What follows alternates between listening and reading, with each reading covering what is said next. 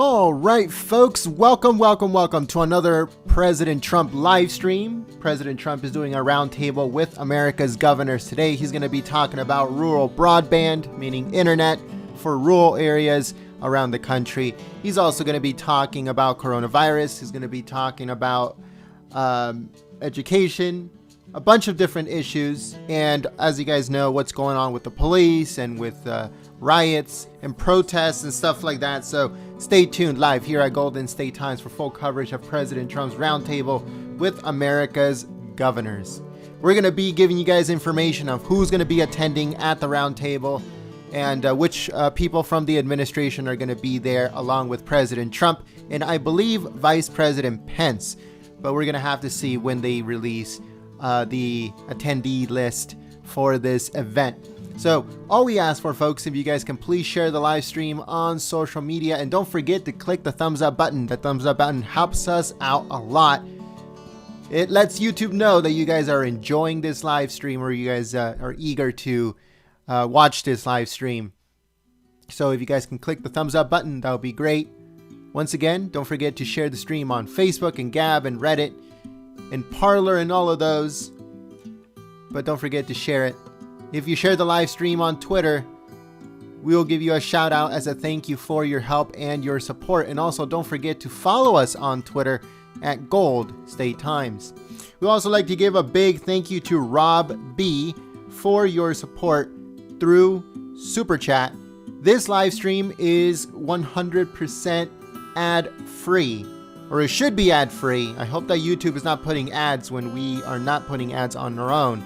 We took off ads off our live streams because YouTube keeps censoring us. And the only way for them not to limit the reach of our live streams is for us to go ad-free for our live streaming. So Rob, thank you so much for your help and your support through Super Chat, because that is what helps us stream these events from now on.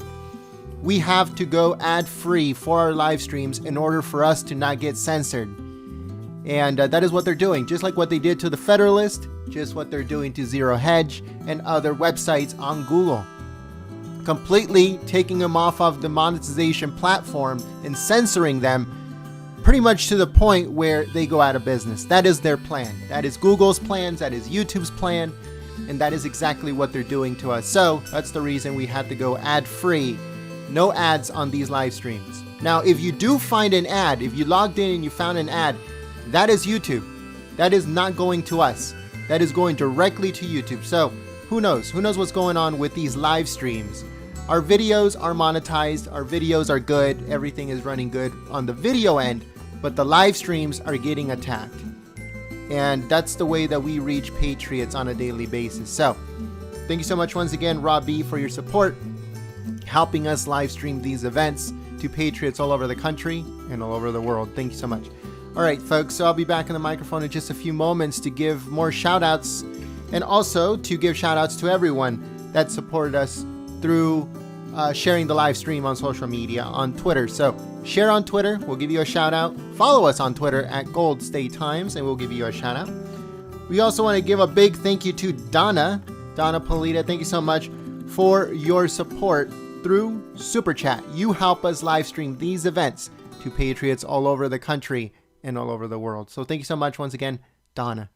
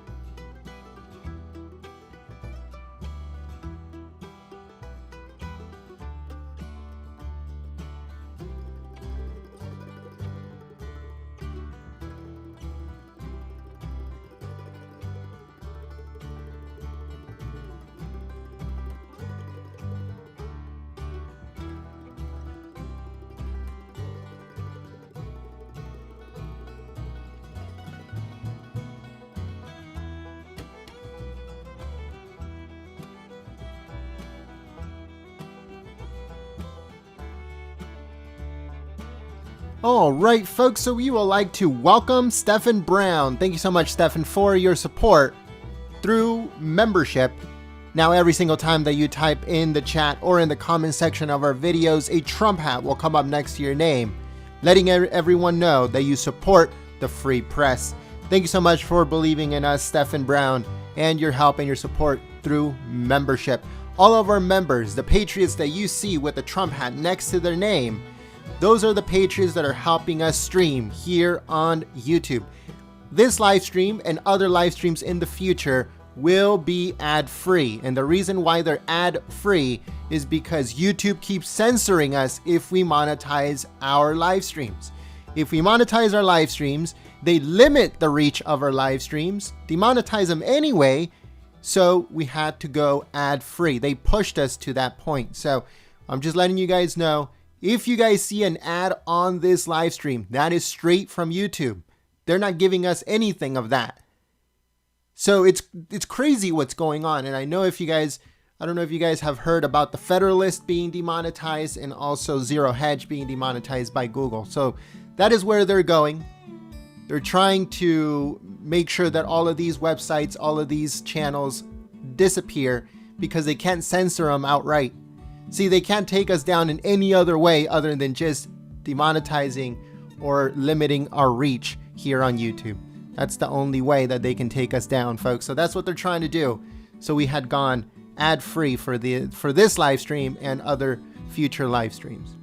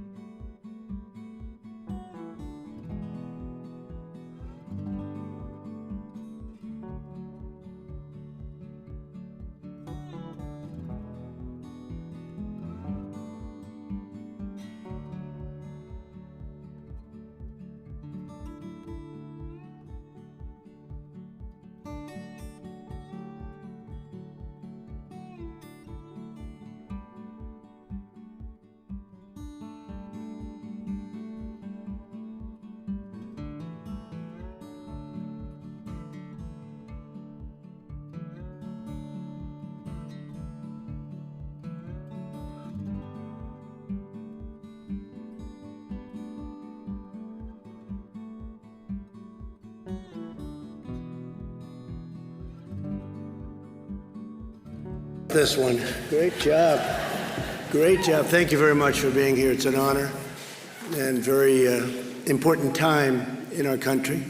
A lot of things are happening, and I think when it all ends up, it's going to end up very good for everybody. It's an honor to be at Gateway Church with the Attorney General, our great Attorney General, William Barr. Thank you.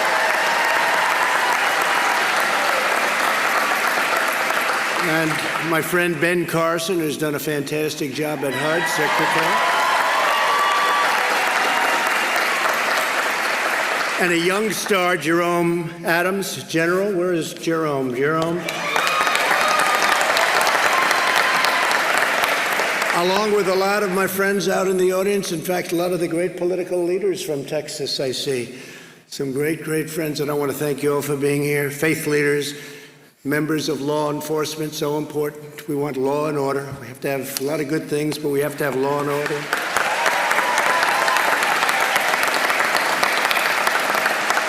Got to have some strength. You have to have strength. You have to do what you have to do. And you look at Seattle. We just came in. We just see over the screen, and we've been hearing about it. Bill and I were talking about it. The law and order. Look at what happened in Seattle. They took over a city, a big city, Seattle. It's a chunk of it, a big chunk. Can't happen. That couldn't happen here, I don't think, in the state of Texas, could it? I don't think so. I don't think so. So I want to thank Pastors Robert Morris and Steve Dullen. They're great people. Great people with a great reputation, I have to say that. Great reputation. And Gateway Church, the team has been incredible in hosting us. And I'd now like to ask Pastor Morris and Bishop Jackson to lead us in prayer. Thank you. Thank you. Lord, we need you. We need you at this time in our country. And I thank you for our president. I thank you, Lord, for our leaders. I thank you, thank you, thank you. I know in the Bible that when something was emphasized, it was repeated. Holy, holy, holy. Thank you, thank you, thank you. Lord, that we are about to bring tremendous progress to a problem that's been here for a long time. And I thank you for this administration. And Lord, we pray your blessings and your guidance today on this meeting in Jesus' name. Jesus' name. Father, we thank you so much for what you're doing today. You have revealed so many things that are untoward, even evil. But we ask, according to Isaiah 53, verse 4, that you would give us the tongue of the learned, that we should know how to speak to the heart of this nation. Give us a word in season to him that's weary, and waken us morning by morning, God, that we would hear and speak. We have a great, courageous president who's a problem solver. And let him speak as your mouthpiece and act as your instrument. And we thank you for this time. Amen. Amen. Thank you very much, Bishop. Thank you. Thank you very much. I want to thank you, Bishop, and thank you very much, Pastor. That's great. And we're going to be discussing some pretty important things today, I think. It's all important, but the timing of this is very appropriate. This was set up actually a long time ago, but the timing is very appropriate. We are here to listen to community and faith leaders. We're going to be hearing from a lot of the good ones, some of the great ones, but a lot of the good ones, and to present our vision of advancing the cause of justice and freedom. From day one, I've been fighting for the forgotten men and women of America, and I think we've been doing a great job of it. We've been doing a lot in many other ways, but it gets lost a little bit sometimes. Bishop, you know that. It gets lost. We've done so much, and a lot of the things that we've done that we're very proud of gets lost. Like we got criminal justice reform passed, and they've been trying to do it for many years, and they haven't been able to. It's all passed. We secured permanent and record-setting funding for HBCUs, that's historically Black colleges and universities. It's all done. We created tens of thousands of jobs with opportunity zones. Tim Scott, and we had a great senator from South Carolina that many of you know. He came with an idea, and I thought it was a great idea, and we got it done. A lot of people said that could never happen, but nobody thought it would be successful like it is. Tens of thousands of jobs and investment in communities where that money wouldn't go. And we achieved the lowest Black unemployment in the history of our country prior to the plague coming in from China. And we'll get it back again soon. It'll happen soon. That'll happen very soon. In recent days, there's been vigorous discussion about how to ensure fairness, equality, and justice for all of our people. Unfortunately, there are some trying to stoke division and to push an extreme agenda which we won't go for, that will produce only more poverty, more crime, more suffering. This includes radical efforts to defund, dismantle, and disband the police. They want to get rid of the police forces. They actually want to get rid of it. And that's what they'd do, and that's where they'd go. And you know that because at the top position, there's not going to be much leadership. There's not much leadership left.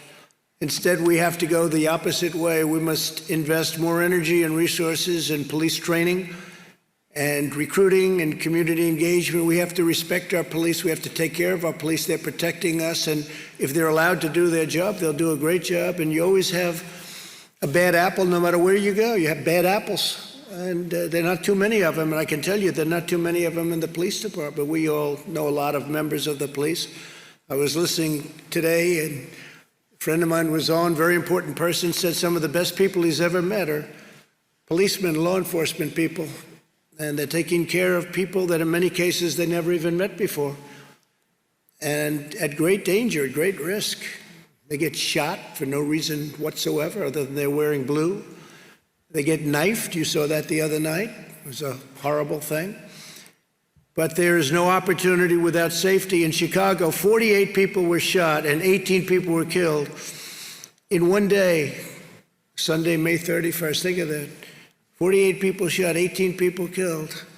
You don't hear about it too much. Every child should be able to grow up in a safe community, free from violence and fear. They've taken a lot of the police protection away in Chicago, and they have great, great police in Chicago. I know Chicago very well, but they're not allowed to do what they can do better than anybody. They could do the job very easily. Americans are good and virtuous people. We have to work together to confront bigotry and prejudice wherever they appear, but we'll make no progress and heal no wounds by falsely labeling tens of millions of decent Americans as racist or bigots. We have to get everybody together. We have to be in the same Same path, I think, Pastor. If we don't do that, we have problems, and we'll do that. We'll do it. I think we're going to do it very easily. It'll go quickly, and it'll go very easily. We have so many different elements of strength in this country. We have such potential in this country. We have the greatest potential. We have the greatest country in the world. But we get off subject. We start thinking about things that don't matter or don't matter much. And the important things we don't even discuss, but we're here to discuss some very important things today. Politicians make false charges, and they're trying to distract from their own failed records. They have some very bad records. And these are usually the ones that cause the problems or can't solve the problems. These are the same politicians who shipped our jobs away and took tremendous advantage of all Americans, but African-American middle class. So much of that wealth and that money and those jobs went to China and other countries, and they get trapped. They get trapped. They get trapped in a government morass. They get trapped in bad government schools. So I'm going to be announcing 4 steps to build safety and opportunity and dignity. First, we're aggressively pursuing economic development in minority communities. We're doing it very powerfully. We've done it with opportunity zones, but we're going to go above that. At the heart of this effort is increasing access to capital for small businesses, and that's with minority owners in black communities.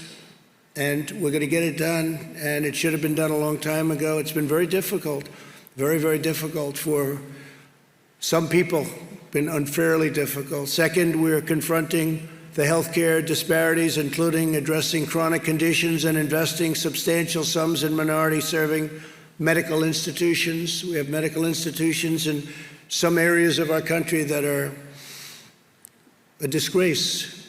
I was going to say not up to standard. They're much worse than not up to standard. They're a disgrace. Take care of it. Third, we're working to finalize an executive order that will encourage police departments nationwide to meet the most current professional standards for the use of force, including tactics for de-escalation.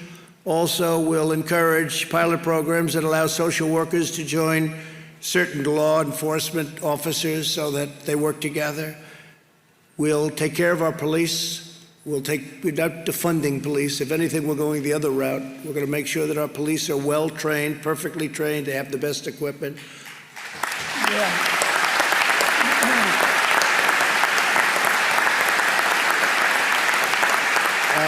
Some of the things that we have heard, because I know a lot of the people in the audience, and they're professionals in what they do, and they're successful people, and we're hearing things that are not even thinkable. I've never even heard of this before last week. It was like, it started about a week ago, where I heard they want to close up all police forces. That's what their attack on a very liberal governor in the state of Washington is. We want the police force closed. It's not like they want to sort of bring a little money into something else. They want it actually closed. And I'm thinking, what happens late at night when you make that call to 911 and there's nobody there? What do you do? Whether you're white, black, or anybody else, I mean, what do? You're dialing and there's somebody breaking into a house, and it happens to be a violent person. There are violent people around, Pastor. Even you will admit that, right? Yes. We want to think the best, but you have some very violent people. And when they're breaking into your house at 12 o'clock in the evening and you're sitting there and you don't have a police force, they're actually talking about not having a police force. Well, that's not happening with us. We're going to have stronger police forces because that's what you need. In Minneapolis, they went through 3 nights of hell, and then I was insistent on having the National Guard go in and do their work. It was like a miracle. It just, everything stopped. And I'll never forget the scene. It's not supposed to be a beautiful scene, but to me it was, after you watch policemen running out of a police precinct. And it wasn't their fault. They wanted to do what they had to do, but they weren't allowed to do anything. It wasn't really their fault, but they were running down the street. They weren't allowed to do what they're trained to do. And they took over the precinct. They burned it, essentially burned it down. I'm pretty good at construction. I want to tell you, that was almost what we call a complete renovation, if you're lucky. And it was a very sad thing. I don't think I've ever seen anything like that. I don't think I've ever seen anything like that. But we are very proud of the fact that I called, I said, I'm sorry, we have to have them go in. And they went in, and it was like a knife cutting butter right through, boom. I'll never forget, you saw the scene on that road, wherever it may be, in the city, Minneapolis. They were lined up, boom, they just walked straight. And yes, there was some tear gas and probably some other things, and the crowd dispersed and they went through. By the end of that evening, and it was a short evening, everything was fine, and you didn't hear too much about that location having problems anymore. They went to other locations, and the same thing would happen. As an example, Seattle would be so easy to solve. Would be so easy to solve. We have a governor here of a great state. It's called Texas. He would solve it very easily. As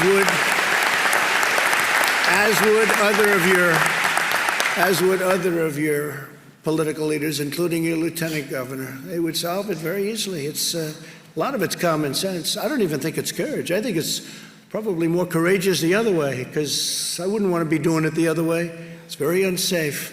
So I just want to tell you that we're working on a lot of different elements having to do with law, order, safety, comfort, control. But we want safety, we want compassion, we want everything. What happened 2 weeks ago was a disgrace when you see that. What happened on numerous occasions over the last 2 weeks, people were killed.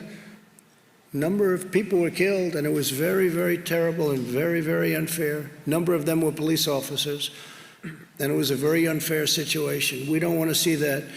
And with strength, you wouldn't even have that. They wouldn't be in a position to do the kind of damage that they've done. They've destroyed people, they've destroyed businesses, they've destroyed African-American owned small businesses that hopefully they're going to come back. We're providing funding for a lot of small businesses, and hopefully we'll be able to get everybody online and get funding to be able to open up their stores and their small businesses again. But we're working to finalize an executive order that will encourage police departments nationwide to meet the most current professional standards of force. And that means force, but force with compassion. But if you're going to have to really do a job, if somebody's really bad, you're going to have to do it with real strength, real power. And I said, and people said, oh, I don't know if we like that expression. I said, we have to dominate the streets. You can't let that happen, what happened in New York City, the damage they've done. You have to dominate the streets. And I was criticized for that statement. I made the statement, we have to dominate the street. And they said, oh, that's such a terrible thing. Well, guess what? You know who dominated the streets? People that you don't want to dominate the streets. And look at the damage they did. So I'll stick with that, and I think most of the people in this room, maybe every person in this room will stick with that. And we're doing it with compassion. If you think about it, we're dominating the street with compassion because we're saving lives and we're saving businesses. We're saving families from being wiped out after working hard for 20 and 30 years. I saw the one woman, she worked 35 years building a store, and in one night it was totally wiped out. It's terrible. And fourth, we're renewing our call on Congress to finally enact school choice now. School choice is a big deal. Because access to education is the civil rights issue of our time, and I've heard that for the last, I would say, year, but it really is. It's the civil rights issue of our time. When you can have children go to a school where their parents want them to go, and it creates competition, and other schools fight harder because all of a sudden they say, wow, we're losing it, we have to fight harder, it gets better. So many different ways. But there are groups of people against that. You have unions against it, you have others against it, and they're not against it for the right reasons. They're against it for a lot of the wrong reasons, and we're going to get that straight. Now, we've done a lot of it. We've had tremendous success with choice. We had choice in a lot of ways. We also have choice in the military. You know, before I came here, the vets would wait online, Pastor. They'd be waiting. It wouldn't be acceptable to you. I know it wouldn't be acceptable to the bishop. I know it's going to be acceptable to you. They'd wait for 4 or 5 weeks to get online, a vet, where they were sick. They were feeling badly, and they'd get online, and they'd say, there's a 6-day wait, sir. There's a 2-week wait. There's a 1-month wait. And you'd have people online that weren't very ill, and they'd be terminally ill before they got to see a doctor. They'd die. And for years and years, they've been trying to get veterans' choice. That means if you can't get to a doctor reasonably quickly, you go outside, you go to a local doctor around where you live, and the government pays the bill. And by the way, it sounds expensive. It's very cheap by comparison. It's actually much better. Now, most importantly, we take care of our vets, by far most importantly.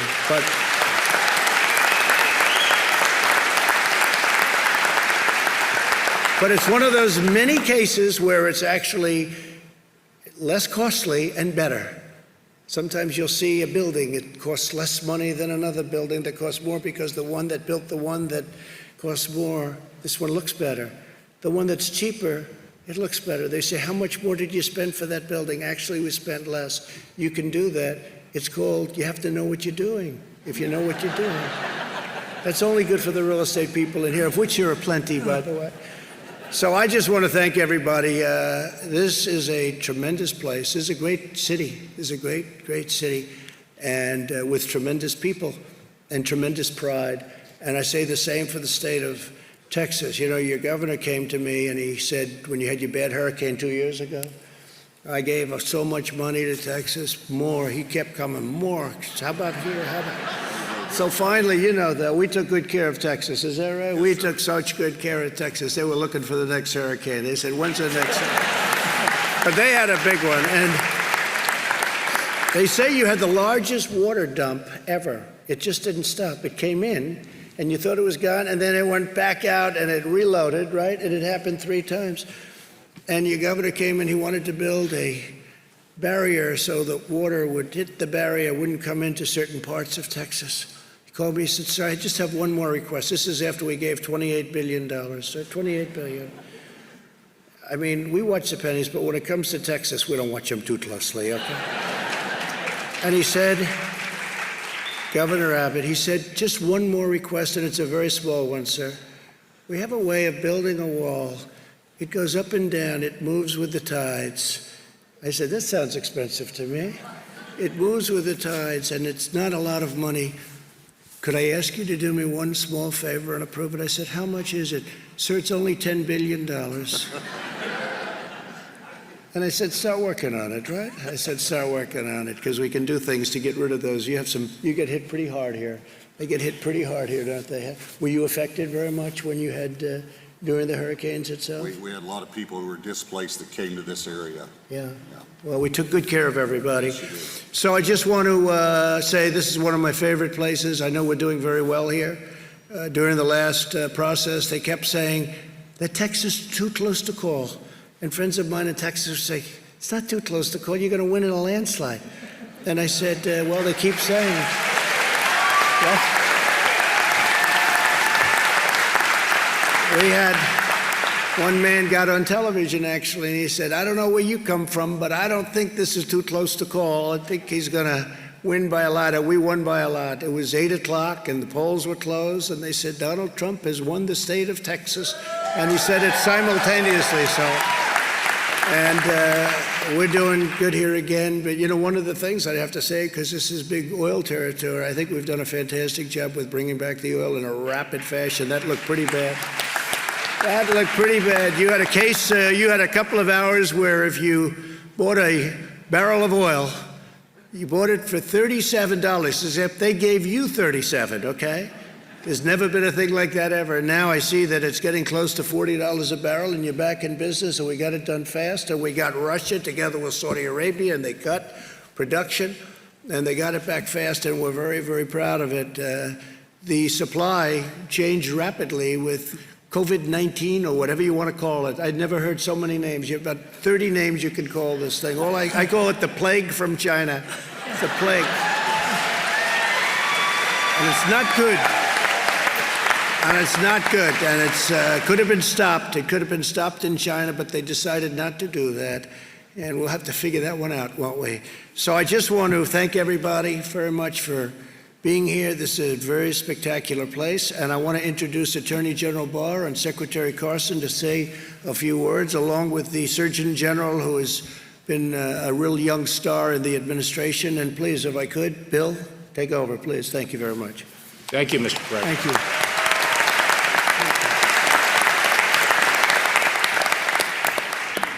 Thank you, Mr. President, and thank you for convening this discussion. And I'd like to thank the many impressive leaders, civic leaders, religious leaders, and colleagues from law enforcement who are here. That ghastly spectacle in Minneapolis was really jarring to the whole nation, and it forced us to confront and think about, reflect on longstanding issues in our nation. Those issues obviously relate to the relationship between law enforcement and the African American community. But just to step back a little and take a broader view initially, I've been thinking about how do we achieve the full American dream for all communities, African American communities, all communities.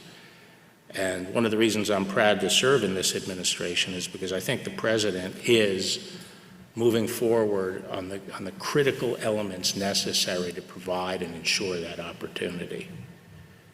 First and foremost, economic growth. Without growth, there is no opportunity. Second,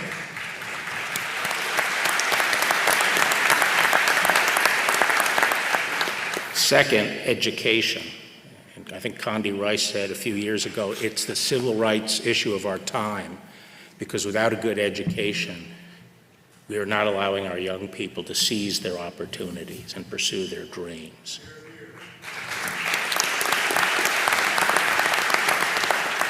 And as the President mentioned, it's only by empowering parents and giving them the power to choose the education for their children that we're ever going to be able to obtain that. Third, I think, is moral discipline. And our young people, they have to have the discipline to seize the opportunity, to make momentary sacrifices for later gain. And traditionally, that has come, and people can find it perhaps from many sources, but traditionally that has come from religion, which our founders believed was the foundation of our republic.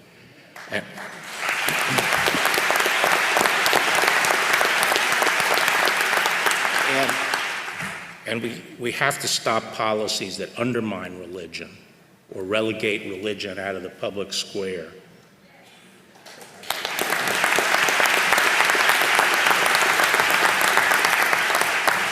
But now I get to my job, which is safety. Without safety, you cannot have progress. You can't have a life, a decent life in a community. And, you know, this was struck home to me 30 years ago when I visited Trenton when I was Attorney General last time, and I went to a small barber shop in an African-American neighborhood. And there were people there in their 60s and 70s, and they said, "Mr. Barr, we're in our golden years, and we are living behind bars. Look down the street. All the bars are on our windows, and the criminals run free on the street." Now, we've made a lot of progress since then. The crime rate has been cut in half. And a big part of that has been improvement in policing and the progress we've made in policing. And yes, the progress that police departments have made in building relationships with the community. I think law enforcement has understood for a long time that there is distrust in the African American community toward the law enforcement system. And when you reflect on our history, you could understand why. Because for most of our history, just up until the last 60 years, the institutions in this country, the laws and the institutions were explicitly discriminatory. There was not equal protection of the law, by law. And it's only been since Jim Crow that our laws have been changed to provide for equal justice. And what we've had really since, and so the civil rights effort up until that time was to tear down institutions. But I don't think now is the time to be tearing down our institutions, because we've been on a march for the last 50 years of reforming our institutions. And we don't need to tear them down. We have to be mature about this, and when we see problems, we have to redouble our efforts to reform our institutions and make sure they're in sync with our values. And I don't think anyone who's honest would deny that we've made a lot of progress in policing over the last 50 years. And in fact, you know, one of the things about this episode in Minneapolis was how fast both the state and federal law enforcement responded to dealing with that action. So I think that while we saw something very bad, it has helped perhaps galvanize the will of the country to bring good out of that. And we can't let that incident obscure the fact that progress has been made, that policemen are by and large, by overwhelming majority, good, decent people who care about their community and put their lives on the line for us, their neighbors.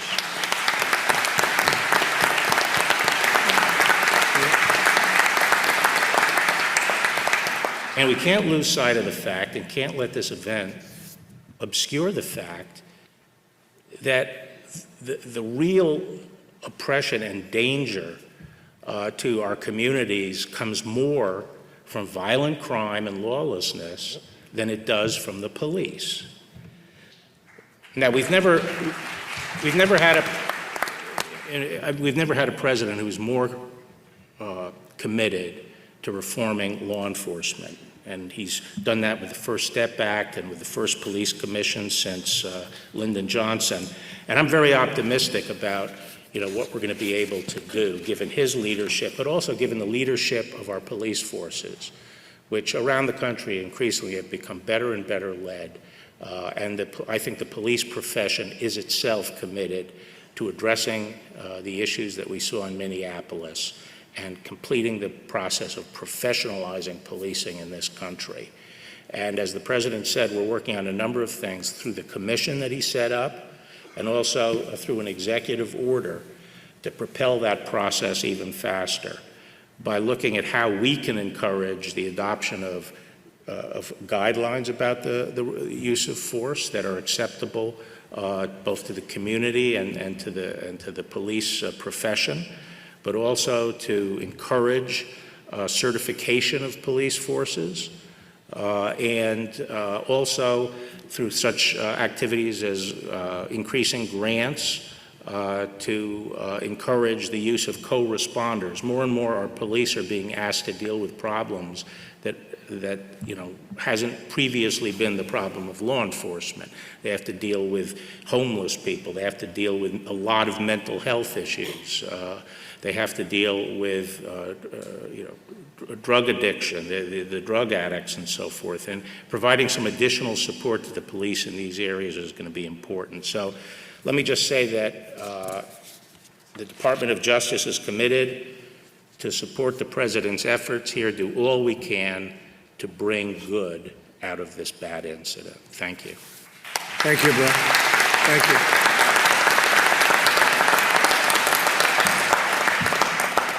Surgeon General, please, go ahead. Secretary, You want President's to gonna go? Go ahead, why don't you go, then Ben will go. Is that okay? All right. Good, go ahead. Well, thank you, Mr. President. I appreciate it.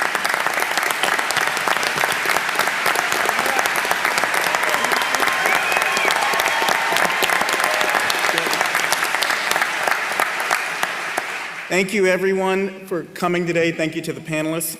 I just want to start off by saying that many people across the country and across the great state of Texas are hurting right now due to the tragedy that occurred to George Floyd. And I just want to extend my condolences to the Floyd family and to the entire Texas community, because I know that you all live together, you work together, you play together, and you hurt together here in Texas. And so I want you to know that I feel that for you.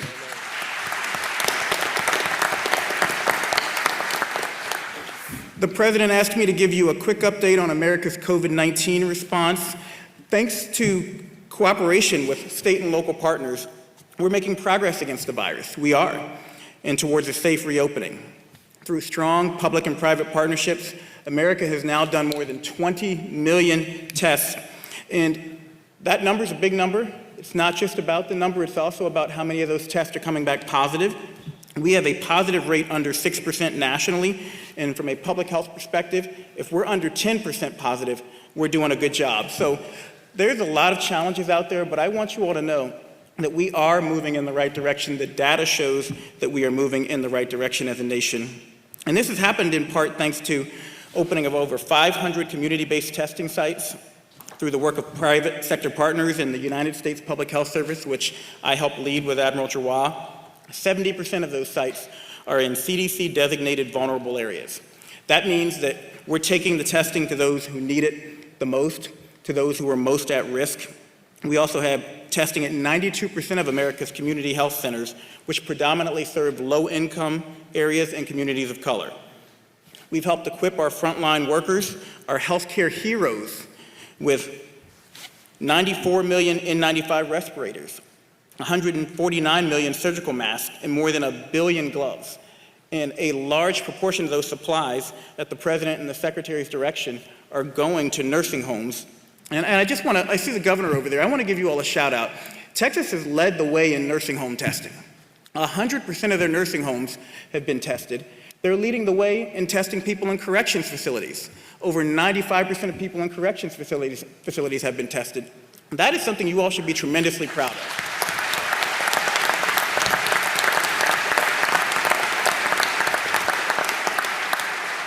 And these efforts have allowed states to proceed with a safe reopening while we work with states to monitor the incoming data. We know we're going to have clusters while we respond to spikes and we adjust policies as needed. But I want you to know that safe reopening is crucial for other areas in health too. We need Americans to be able to return to cancer screenings. My wife just finished cancer treatment.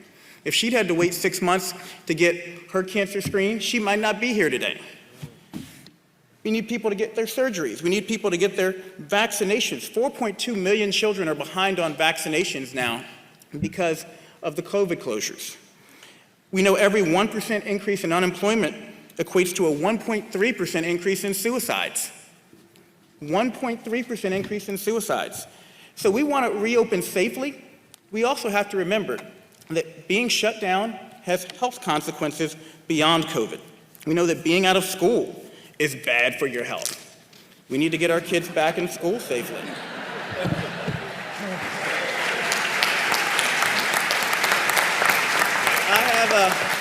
I have a 15, a 14, and a 10-year-old, and so can you tell I've been saying that a lot? But we know that COVID-19 has a tragically disproportionate burden on communities of color. Black Americans hospitalized at 4.5 times higher rates than whites. Hospitalization rates 3.5 times higher for Hispanics than whites and 5 times higher for American Indians and Alaska Natives. The fact is this virus is exploiting and exacerbating pre-existing health disparities, and these disparate outcomes and opportunities for health are in part the anger, the frustration, and the fear that we're seeing manifest in protests around the country. And that's why it's important for people to know that beyond talking about the problem, at the President's direction, at Secretary Azar's direction, HHS and the White House Opportunity and Revitalization Council, or WARC, are focusing resources on minority communities. HHS recently allocated $15 billion to Medicaid providers and $10 billion to safety net hospitals, both groups of providers that disproportionately serve Americans of color. And I spent the last 10 years working at a safety net hospital, Eskenazi Hospital in Indianapolis. I can tell you, those are the places that are doing the work. Those are the places that at the President's direction we're focusing our resources towards. We're working with the Consortium of Black Medical Schools to fund and scale local efforts in communities that again reach communities of color. CDC now requires all testing data reported by states include information on race, ethnicity, and zip code so we can continue to further refine and focus our strategy on the hardest hit communities. CMS is deregulating telemedicine to make ongoing care for many medical conditions safe, accessible, and convenient for the patients and for healthcare professionals. Again, we can't afford to let people continue to go without their care.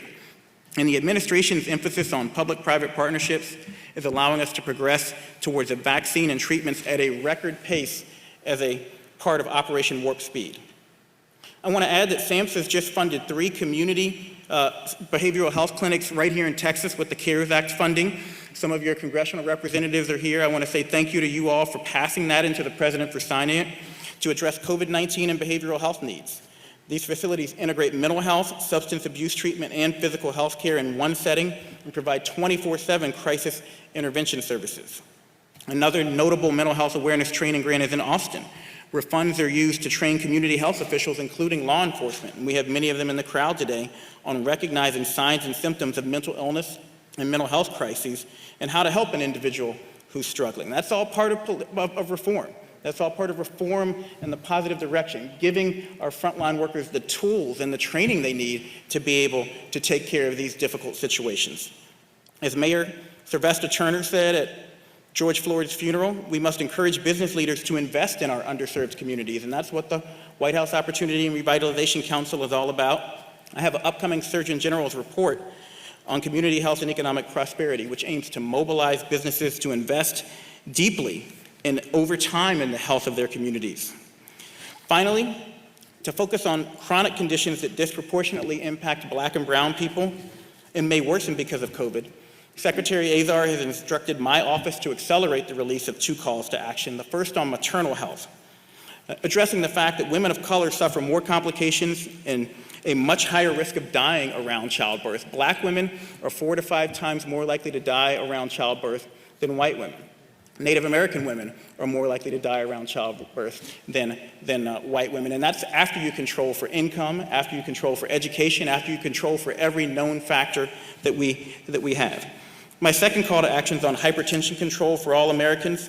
Hypertension is common, it's costly, and it's treatable, and yet control rates are low and stalled, especially in communities of color. So I just want to close by saying that as we reopen, the basic public health recommendations we've emphasized remain important. We've flattened the curve, but that doesn't mean that COVID has gone away, that it's any less contagious, that it's any less deadly to vulnerable communities. So if you don't want to listen to me, listen to Hall of Fame pitcher Nolan Ryan. Nolan Ryan filmed a PSA at the governor's direction, and he said, number 1, wash your hands. Wash them more than you've ever washed them before in your life. Number 2, follow your local and state guidelines around social distancing. This virus likes to spread person to person. So the more we can keep distance between people, especially people we don't know, the harder it is for this virus to transmit. And number 3, this isn't me speaking, this is Nolan Ryan, Hall of Fame pitcher here. When you're in a public place where it's difficult to keep a distance, like the grocery or pharmacy, the CDC recommends wearing a face covering to protect your neighbors in the event that you have COVID and you don't know it. Up to 50% of people who have COVID are asymptomatic. So thanks to the hard work of so many healthcare and public health professionals and the commitment of the American people, I want to reiterate, because you don't hear this enough, that we are making huge progress in the fight against COVID-19. And as a member of the task force, I can tell you that we frequently talk about the great work Texas has been doing up until this point to keep the people of Texas safe, to keep the most vulnerable members of their community safe. And with every American's help, with your help, Texas, we'll keep making progress. We're going to beat this virus. And thank you for the opportunity, Mr. President. Thank you, Texas. Thank you very much, Surgeon General. Thank you.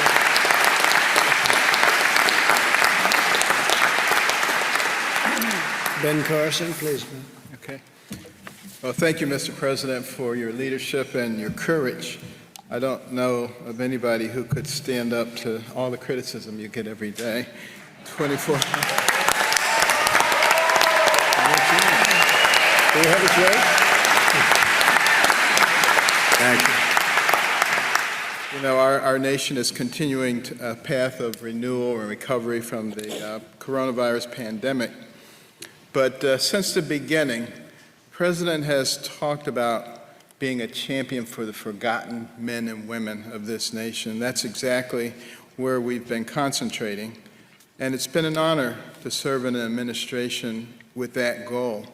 And I'm excited to see America beginning to bounce back. The infrastructure, the economic infrastructure of our country is very strong, secondary to the abolition of multitudinous regulations and targeted tax cuts. It's still there. That foundation is there, and we will be able to get back on that track pretty quickly. But to help speed this rebound, the White House Opportunity and Revitalization Council was formed to really help the long-forgotten communities achieve economic opportunity. And it has been refocused at your direction to help America's hardest-hit communities achieve economic recovery, overcome health disparities, and thrive through educational and workforce advancement. Now, to stimulate economic development and entrepreneurship, the Council has worked to set aside additional payment protection funding for our nation's low-income minority communities and provided technical support to help these communities to access this funding. They have stated that during the first round, the money wasn't getting to them. We are addressing that, and I want to thank all the different agencies. Virtually every governmental agency has contributed significantly to refocusing and addressing these problems. The groundbreaking initiative known as Opportunity Zones, which encourages long-term investment in the forgotten communities, will also be expanded to include more of the underserved areas. Another major initiative, improving health and public safety, comes with several administrative and legislative proposals. For example, we believe both telemedicine and increased use of mobile care can be major catalysts in our mission to overcome health disparities in underserved communities. Those are things that can actually be done very rapidly to bring health care to people who've previously been neglected. And to further this effort, we're also committed to reforming the infrastructure of our public health data system, addressing chronic conditions in at-risk populations, and working to address food insecurity in underserved communities. That means healthy foods at reasonable prices that are accessible. But one of the things that I just mentioned, the data collection, we have 50 states and we have territories in Washington, D.C., and we have all of those many different healthcare collection systems. And we are working to homogenize all of that, and will make it much easier for us to identify quickly health issues and to be able to address them very quickly. Other legislative proposals, such as advancing national broadband access and investment in minority-serving medical institutions, will also play a major role in improving the well-being of these forgotten communities. Making sure that we have broadband access will give access to remote learning. We will have the possibility of taking the very best biology teacher, and instead of putting them in front of 30 students, putting them in front of 1 million students, so that those students who've been neglected during all this time and relegated to places where they're not getting an appropriate education will be able to access those things. But to guarantee the fruits of these efforts and that they're long-lasting, we understand the need to go forward with a long-term view through our focus on education and workforce development. Education and workforce development is what leads to real independence for people. And the Council supports empowering disadvantaged students with dual enrollment opportunities, the creation of new short-term education and career pathways, and increased access to capital for our nation's HBCUs. School choice measures, presidential scholarships, and second chance Pell Grants to reintegrate formerly incarcerated individuals are initiatives that will prove valuable investments in our country's human capital. And we must remember these innovative new approaches in education and workforce development are nothing less than an investment in our future. We only have 330 million people in this country. Sounds like a lot of people, but compared to China, it's a quarter of what they have. India, it's a quarter of what they have. And we have to compete with them in the future. So we need to develop all of our people. And, education in particular played a big role in my development. I was not a particularly good student, and that's putting it mildly. Everybody thought I was stupid, except my mother. She was always saying, "Benjamin, you can bring home much better grades than this." But I would agree that I could, but I didn't. But interestingly enough, my mother studied the homes that she cleaned as a domestic. She came from nothing, my mother. 24 children, got married when she was 13, dire poverty, discovered her husband was a bigamist. But she was still smart enough to study those people who had these beautiful homes, and she figured that the reason they did so well is because they were well educated. and they read a lot, and they didn't watch a lot of TV. So she came home and imposed that on me and my brother. And we were not happy campers, let me tell you. If it were today's world, we would have called social services and they'd taken her away. But what a difference it made, starting to focus on education, starting to read books, to read about people from lots of different backgrounds, entrepreneurs and scientists and explorers and surgeons. And I begin to recognize that the person who has the most to do with what happens to you is you. It's not somebody else, and nobody can stop you once you decide that that is the case.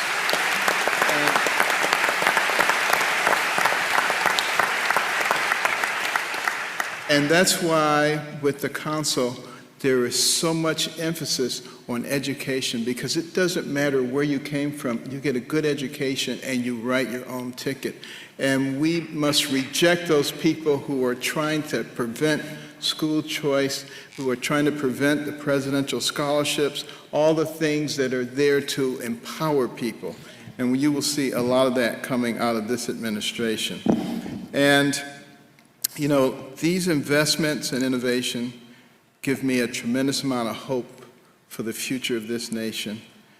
Mr. President, under your leadership, I'm confident that the American people will emerge stronger from this pandemic and more determined than ever. And we, the people, will recognize, despite all the forces to the contrary, that we are not each other's enemies. And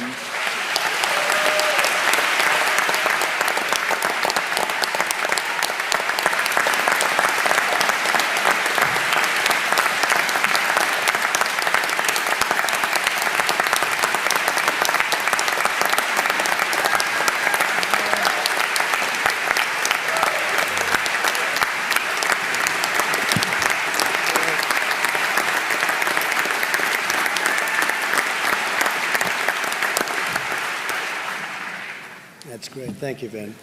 Well, that was pretty good. Standing O for Ben. He's used to that. He's used to it. Great job, Ben. He's done a fantastic job at HUD, I have to tell you that. How about Scott? We'll go quick, Scott, so we'll get something. But Scott Turner is, he's a star. He's a young star. Go ahead, Scott. Well, thank you, Mr. President, and thank you for your leadership and giving me the opportunity to shepherd the White House Opportunity and Revitalization Council. And so thank you. And it's also been a great joy to work on a daily basis with Dr. and Secretary Ben Carson. And so, Dr. Carson, thank you for your leadership and your trust and confidence in me. I just want to deliver some good news along with Dr. Carson and everyone on the panel. Oftentimes you don't hear about the work of opportunity zones, but the Tax Cuts and Jobs Act that the President signed into law in 2017 created the Opportunity Zone Initiative. And the President created the Opportunity Zone Council. And that council was made up to take 18 agencies, 15 federal and 3 state and regional partners, and move in a singular motion to direct resources into our most distressed, vulnerable, forgotten communities. And with this, and it's a tremendous time. And so our agencies on the council direct these resources. We found 270 action items to go directly into distressed communities to help the vulnerable people of America. And we've built tremendous coalitions, partnerships on the ground. We've been to over 60 cities. I've been to every one of them over the last year to visit people on the ground, education leaders, faith leaders, community leaders, business leaders, elected officials, Democrat and Republican. See, the thing about poverty, it doesn't care what party you are. The thing about revitalization, it doesn't care what party you are.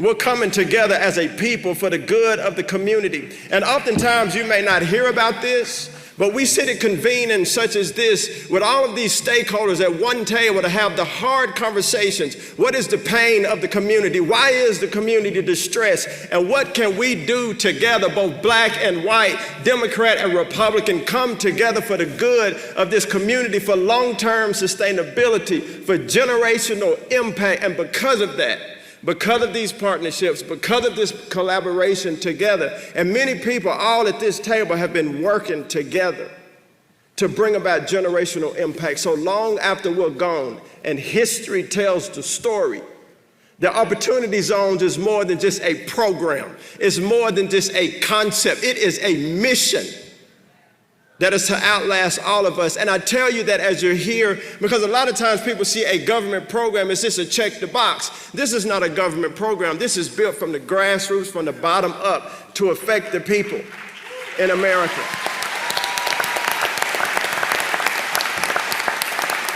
And lastly, Mr. President, I would say tens of billions of dollars have been invested inside of Opportunity Zones, public-private partnerships. Erie, Pennsylvania, St. Louis, Missouri, West Dallas, right here in my great home state of Texas, and other across the nation, much money coming into our distressed communities. And I say all that to say, even though you don't hear about it often, we have put our hand to the plow and our feet to the ground. And all of these things were done prior to COVID. But I want you to know that right now, and post-COVID, that our spirit remains the same, that our heart is set, our face is set like flint, our mission is not done. But we're gonna need all of you to pray for us, to walk with us, to convene with us, to invest, to teach. And so, Mr. President, thank you.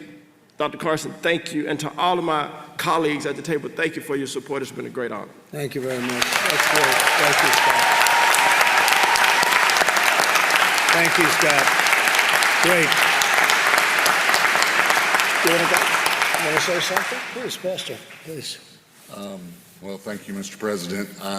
I just was thinking about that 30 years ago, I was serving as associate pastor at a small church, and I asked Bishop Harry Jackson to come and teach us on race relations, to teach us what we didn't know, because we don't know what we don't know. And now 30 years later, Bishop Harry and I are sitting on each side of the President of the United States.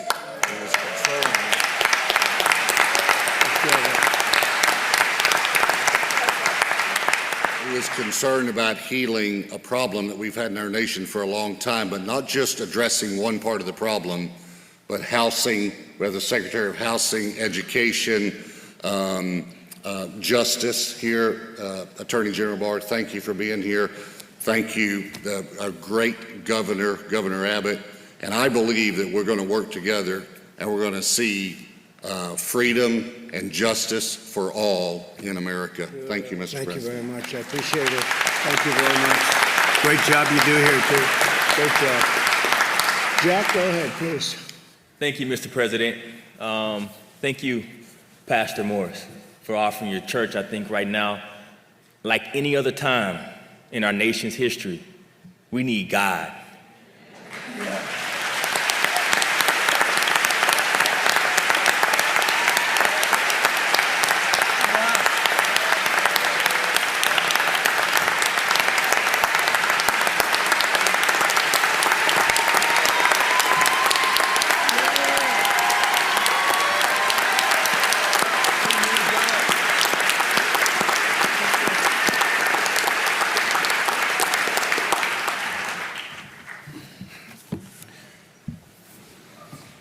I'm praying to the Holy Spirit to put words on my mouth right now, and I want a nation to hear me.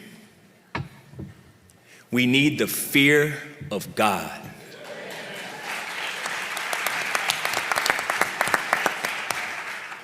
Mr. President, you're the only Republican I've ever voted for.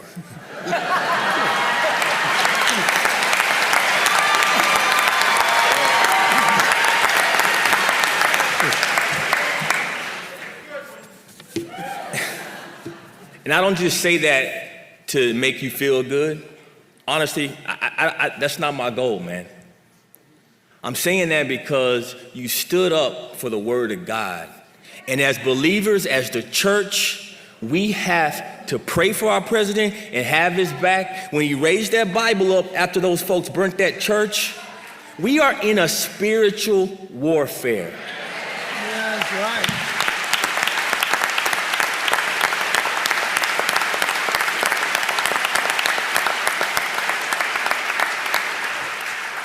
We cannot fight this battle with flesh and blood. We cannot fight this battle with politics. You cannot politicize oppression. I grew up right down the street. I looked at skinheads in the eye at 13 years old. My black father went to a KKK rally to protect me. I know what racism is. So when I hear words get thrown out about white supremacy, it eats me up. Because these men are white supremacists. That's not what they look like. I'm telling black kids across America right now, we always hear we don't have black leaders. Look at this table.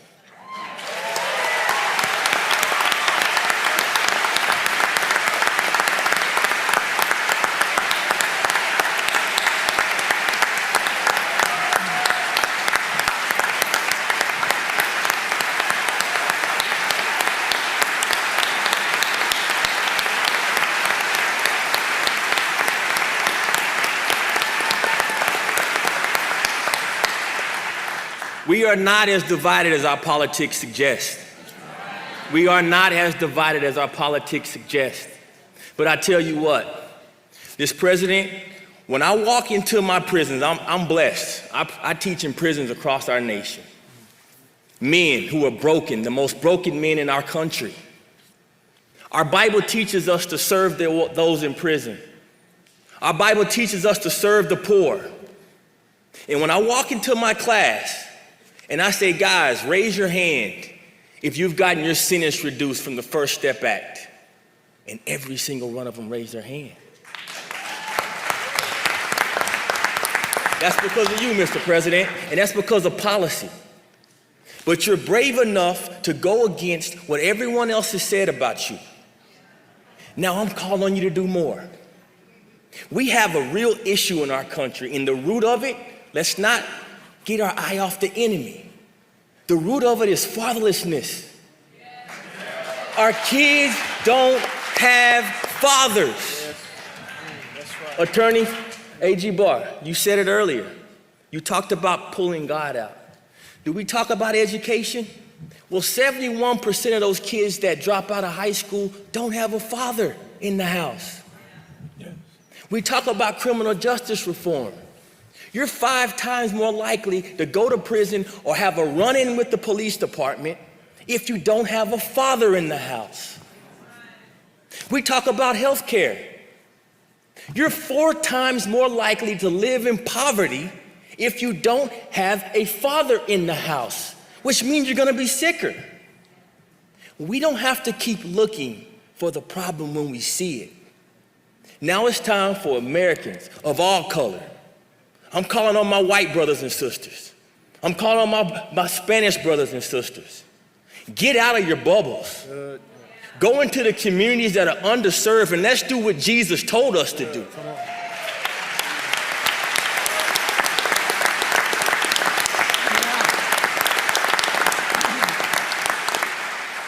We can bridge this gap of fatherlessness.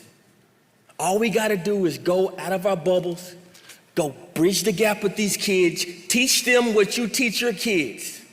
We all have rooms in our homes for a couple little boys to come in and play with our sons and daughters. Let's bridge the gap through love, through Christ, and through being what we all know we are, and that's one America. God bless America. Thank you very much.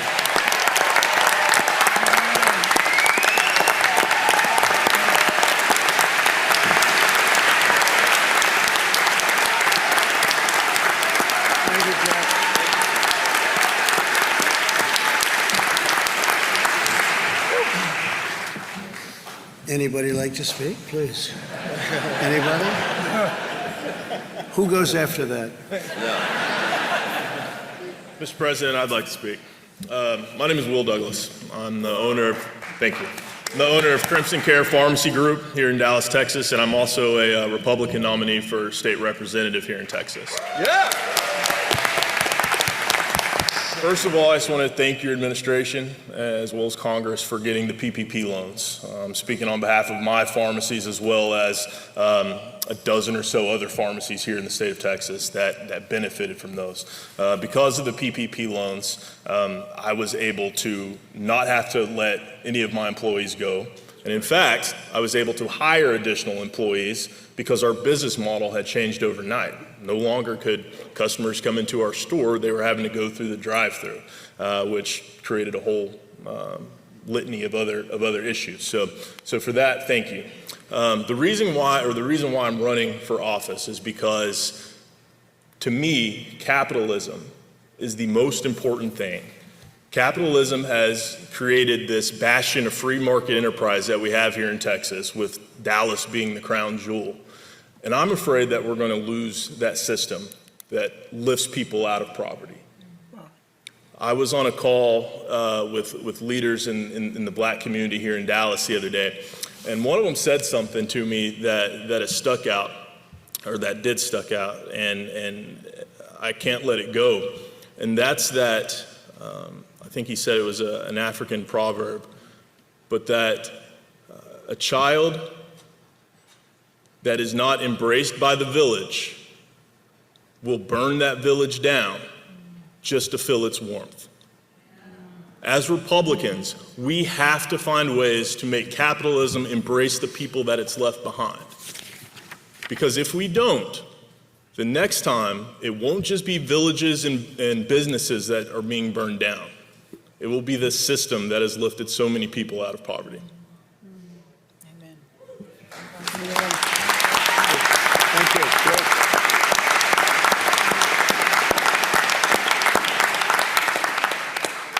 So, Mr. President, I'll be short. I just was going to say that thank you so much for your leadership, and I think the infrastructure that you presented today is going to help a lot of people. It's going to touch businesses like William.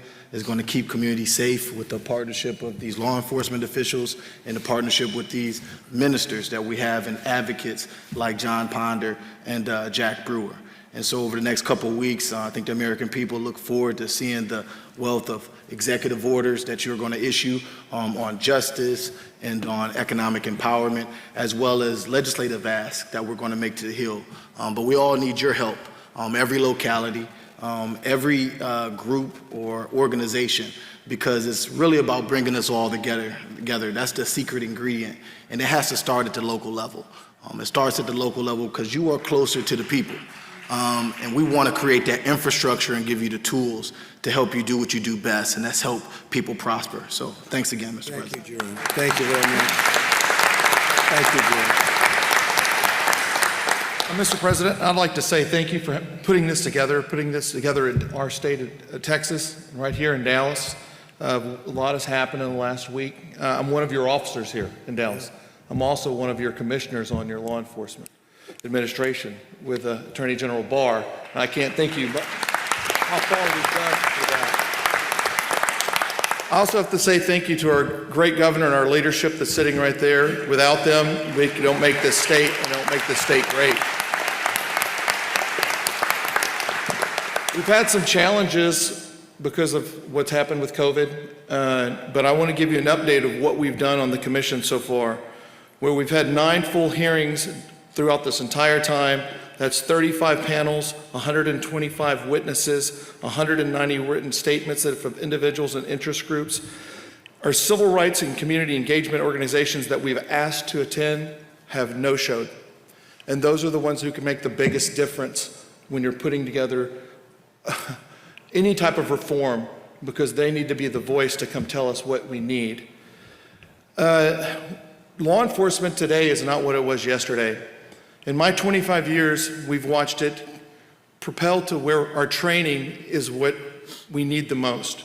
And with this bill, you're going to see, or with this commission, you're going to see so many reforms come out of it. It could not have come at a better time. We can't take back what happened in Minnesota. Not one officer that saw that, or federal officer that saw that, said that was the right thing that happened. It was malice, and none of us we condemn it. If I could have traded places with Mr. Floyd, I would, because I would die for everyone in this room, because that's our job. And if I could trade places with any one of those officers were there, I would have done that too, because I wouldn't have let that happen. And I have to say this to the citizens that we serve and the citizens that are listening. We see you, we hear you, we are with you, and we're going to make this better. Thank you very much. Thank you very much.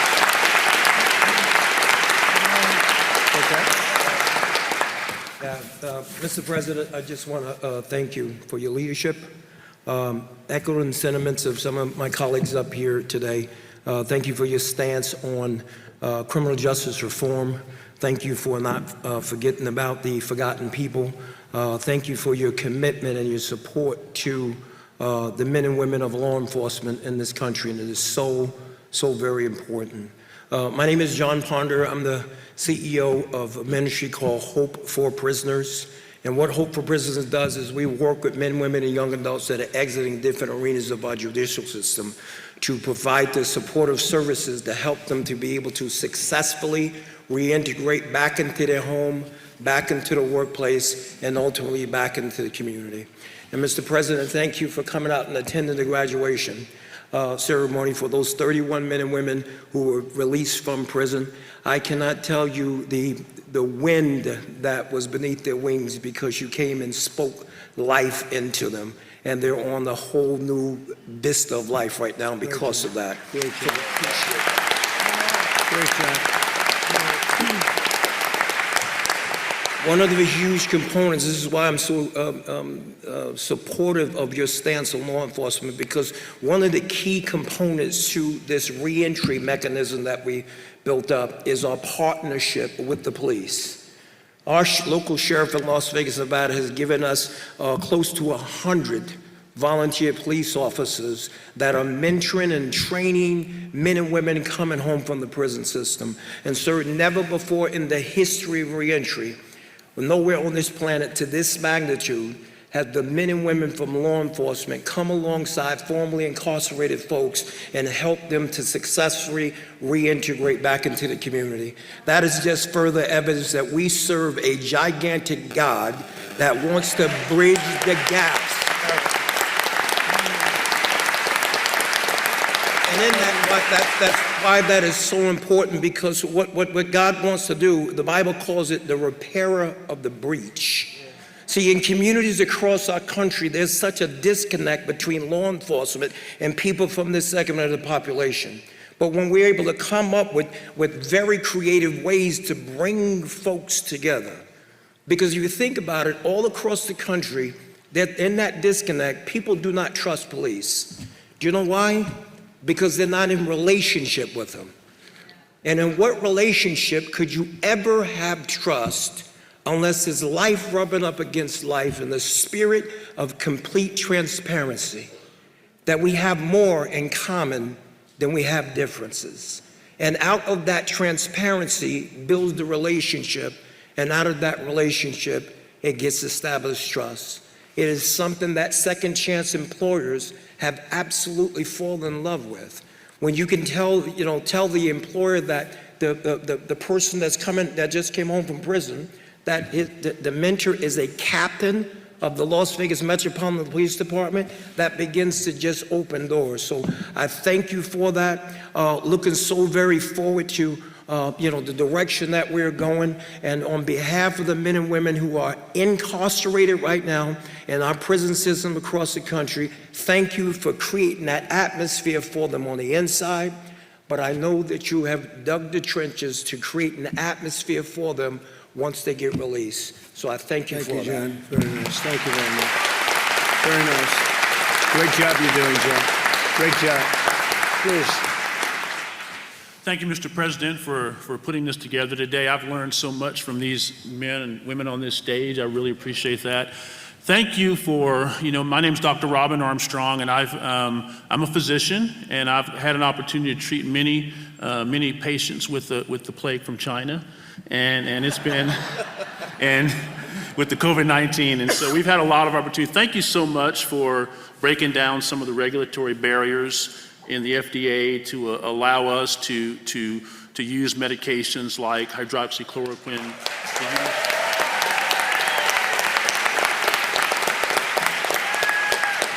And to use medications like remdesivir and plasma infusions and all those medications that are coming online now. Thank you so much for that. You know, I had the opportunity to, we had a nursing home in South Texas that had an outbreak of COVID-19, and we saw a lot of nursing facilities around the country that were having horrible outcomes and many deaths. And what we decided to do was commit to this facility and use a medication that you are familiar with, hydroxychloroquine, and we saw tremendous outcomes. And it was, with the help of some of our elected officials, our lieutenant governor and the state senator, we were able to get access to those medications. But one of the more frustrating things I've seen has been the resistance of some of the regulatory agencies to be more open to using that. I believe that, I certainly know that COVID-19 has significantly adversely affected the African American community. And I really believe that had there been more of an openness by the regulatory agencies, certainly by our medical boards all around the country to use medications like hydroxychloroquine, I believe more lives could have been saved. And so I really, I want to thank you for bringing that issue to the forefront, because I believe that it did give us more access to medications. And so it was helpful for us. I believe it saved lives. I believe we could have saved more lives. But I just want to thank you for the work that's been done. You know, regulations, and you've really broke down a lot of barriers and regulations in the business community. Certainly, I would appreciate your what you've done on attempting to repeal Obamacare and all the efforts you've made towards that. That's certainly going to improve access to care. And so I just want to thank you for all you've done, but we need to do a lot of work going forward to make sure that we minister to those who are most vulnerable. And so we really appreciate that. Thank you for all the work that Secretary Carson has done and Secretary Azar has done and our Surgeon General here has done. Thank you for allowing them to have the freedom to be able to innovate and do things and look at the data and make decisions. And so we really appreciate that, and thank you so much. And physicians are very supportive of you. We're really supportive of everything you've done to help bring this very inexpensive treatment to the forefront. And so thank you very much. Thank you very much, Chuck. Appreciate it. Thank you. Please. Mr. President, thank you. All right, folks, so we'd like to give a big thank you to everyone that is still here for President Trump's roundtable with governors. The White House still hasn't been given the green light or the thumbs up to start streaming yet. So we're still waiting for footage from the White House so they can give the thumbs up and we can start. It was scheduled to start 10 minutes ago and still nothing. We don't know. There's no footage. There's no updates from the White House. Absolutely nothing. So we're just going to have to wait to see what the White House has to say. And then once we get footage from the White House, we'll be switching over. But thank you so much to everyone that has shared the live stream during the whole time we've been live. Thank you so much for your help and your support. I'm working on the website at the same time as I'm streaming this, folks. So if I miss any super chats or any updates or anything like that, just I apologize. I'm trying to get everything together to make sure that you guys get the full picture of what's going on today. There's tons of news from the Supreme Court, the White House, Bolton's book coming out, and the White House trying to stop it, Attorney General Barr trying to sue, and so many things are happening. So stay tuned live for full coverage on our website, goldenstatetimes.com, here on the channel, Golden State Times, and also on social media at Gold State Times. I'm breaking news right now on Twitter at Gold State Times, so make sure you follow us. But we'll be switching over to the White House once they give us the green light and the thumbs up, and we'll have full coverage of President Trump's roundtable with U.S. governors. Thanks so much, folks. Please share the stream. for this opportunity. I'm humbled to be here. I'm Chief Dooley, Glen Heights Police Department. My experience is based on serving in a large department and a small department. And I can tell you that there is some phenomenal police work being done out here, across the board. But there's also some inconsistencies in our procedures, our policies, our hiring practices, our termination practices, our disciplinary practices, and I strongly support the need for standardization based on best practices for all police departments in our country.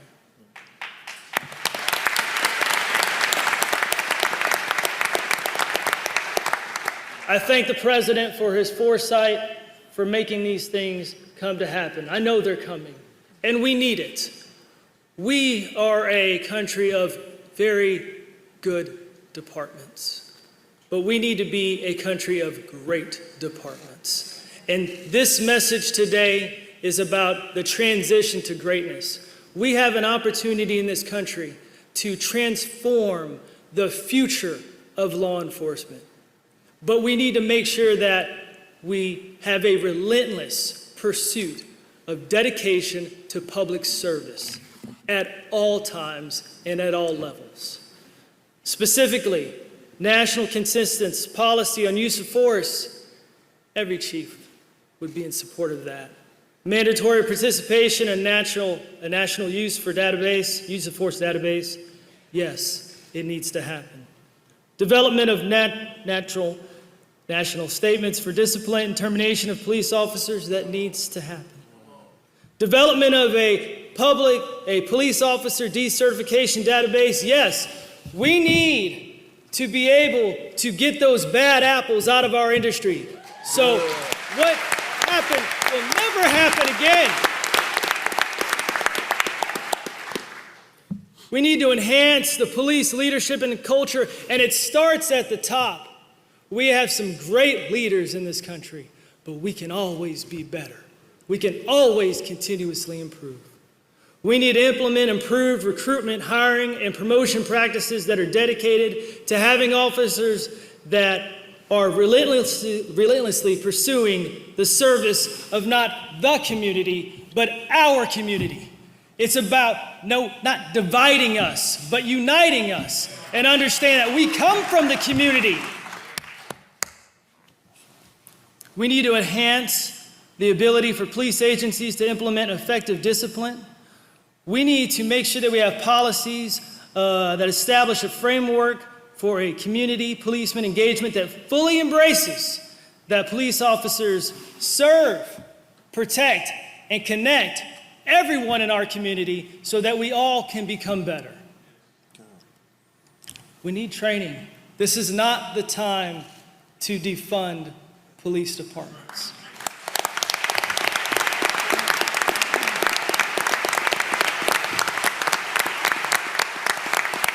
When an organization or a business is struggling to be better, now is not the time to take away those resources. You provide them, and you hold them accountable, and you set expectations, and you manage them so they can be better. That's what you do. We need more training. We need more specific training that's dedicated to service of those that everyone we interact with on a daily basis, those that are homeless, those that suffer from mental illness, those that need food. Okay, we need the training to be able to connect those people we interact with those that can provide those services. That's what we need in this country. I want to end with just these few thoughts. I have a very simple saying to my officers that we serve, protect, and connect. And together is better. And as I look around this room, I know that together we will become better and we will take this country to great levels under the leadership of Donald Trump. Thank you, Chief. Thank you. All right, folks, so I'm gonna give you guys a quick update. The White House says that we should start very soon. That's all they said. We should start very soon. the roundtable was set to begin 15 minutes ago, but we do have something that I believe is a little shocking. So, as you guys remember, President Trump was very critical of what's it called, of kneeling and calling Kaepernick and all that other stuff. So President Trump, in an interview that I don't believe has aired yet, but it's soon to air soon, with Sinclair and Sinclair Media, he said that he would absolutely support Colin Kaepernick getting a second shot at the NFL. So President Trump supports 100% of Colin Kaepernick going back into the NFL.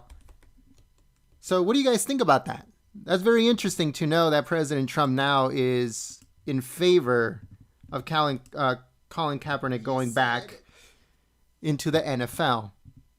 That's very interesting stuff. But let's see what President Trump has to say. Here's what President Trump said. When it comes to sports and kneeling, do you think Colin Kaepernick should get another shot in the NFL?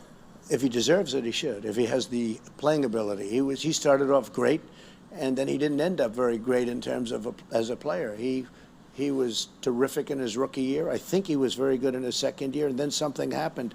So his playing wasn't up to snuff. The answer is absolutely I would.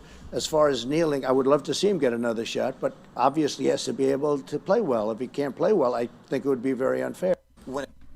All right, so that's what President Trump had to say about Colin Kaepernick. Let us know what you guys think. Do you guys agree with the president? Does Colin Kaepernick deserve a second chance at the NFL? Let us know in the chat. Or if you're sick and tired of NFL or sports in general, you just don't care about them anymore, then let us know in the chat. We'll be switching over to the White House once they give us the thumbs up.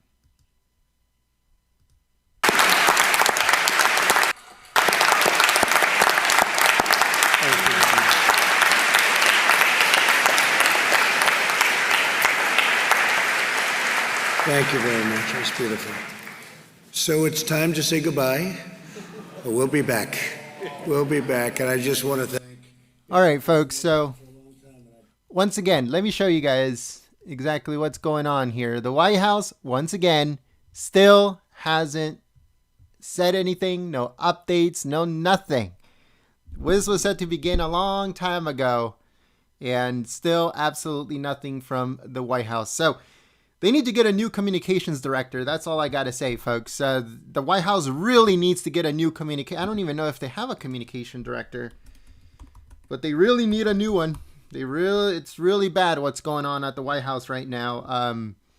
White House press briefing's not working. Booking the two completely different and very important events at the exact same time. Having press conferences and speeches at the exact same time.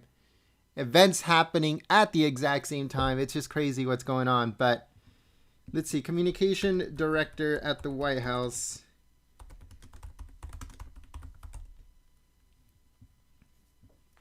So as of right now, let's see. No, I don't think there is a communications director at the White House right now. Who is the communications director? Let's see. Nope, there's no communications director right now. No wonder everything is all messed up. There's no communication director. It used to be Stephanie Grisham. But as you guys know, she's back with the First Lady.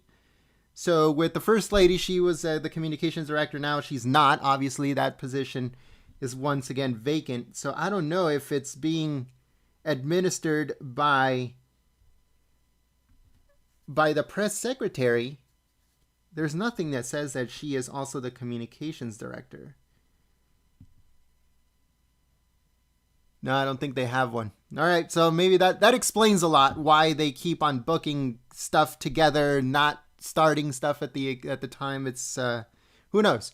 But they really do need a communications director to make sure that everything is running smoothly, all the speeches are done correctly, and yeah. So let's see what happens, folks. But the White House still hasn't given the okay or the thumbs up or anything like that for footage to start streaming. So let's see what happens.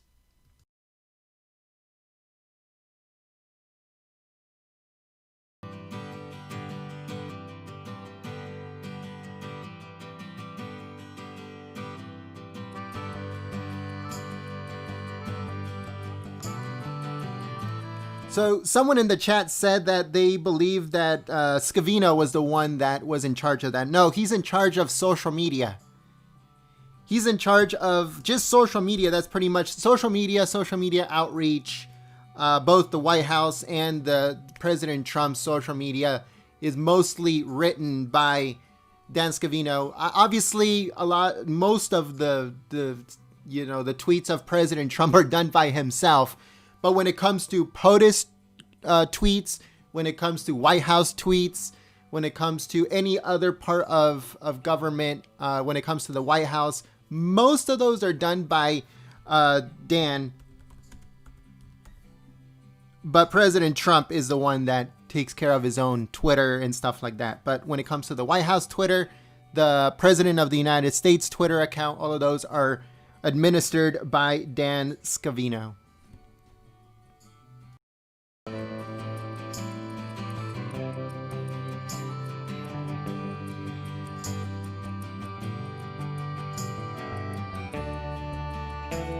So someone in the chat, WTP 1776 in the chat said, could be another Obama leftover sabotaging the communications coordination. No, I don't believe so. It's just that they don't have one. Which I believe is it's not the right move, because they really need a communications director to make sure that everything that is on a day-to-day basis is run smoothly. Like right now, again, this was supposed to start over half an hour ago and still hasn't begun. No updates, no nothing. So that is the communication director's job, to make sure that everyone is informed what's going on, if it gets behind, all that good stuff. But let's see, updates.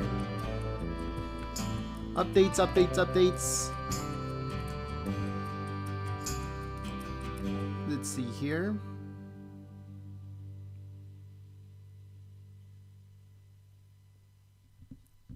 So the event, as of right now, it just says that the event was supposed to start at 3 p.m. Eastern Time. That's noon Pacific Standard Time. And everyone's still waiting. So that's the only update that was given just a few moments ago. But we do have information regarding the roundtable. President Trump will participate in a roundtable discussion with governors on small business and also reopening America's small business. So that is what the roundtable is going to be about. Now it says America's small businesses are the backbone of our nation. And as we continue opening up America again, millions of small businesses are at the forefront of our great comeback. President Trump has taken unprecedented action to ensure America's small business have the support they need. Working with Congress, President Trump signed the historic Paycheck Protection Program, or the PPP, and the Coronavirus Aid, Relief, and Economic Security Act, known as the CARES Act. So the PPP, the Paycheck Protection Plan, and also the Coronavirus Aid, Relief, and Economic Security, or CARES Act, giving trillions of dollars of critical aid to countless small business and millions of hardworking Americans. It says, our nation is driven by the pioneering spirit and determination of our small business community, and President Trump is committed to supporting the undaunting conviction of American small businesses whose hard work and perseverance bolster our economy and our communities. The president continues to work in a bipartisan way with our nation's governors to keep American people healthy and prosperous. So, the following people are set to attend this roundtable. From the White House, President Donald J. Trump, Larry Kudlow, Assistant to the President and Director of the National Economic Council, Kristen Nevins, Assistant to the President and Cabinet Secretary, Kayleigh McEnany, Assistant to the President and also the Press Secretary, Brooke Rollins, Assistant to the President, Acting Director of Domestic Policy Council, Doug Holscher, Deputy Assistant to the President and Director of the Office of Intergovernmental Affairs, Nick Potabom, Special Assistant to the President and Deputy Director, Office of Intergovernmental Affairs. Tim Pataki, I hope I said that right, Deputy to the President and also Deputy Assistant to the President and Director of Office of Public Liaison. Joe Russo, Special Assistant to the President and Director of Business Outreach, Small Business Outreach, Office of Public Liaison. From the administration,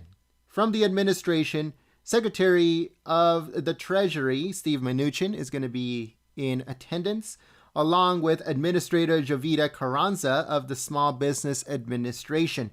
So she's also going to be there. Now, special guests for this governor's roundtable is going to include the following governors.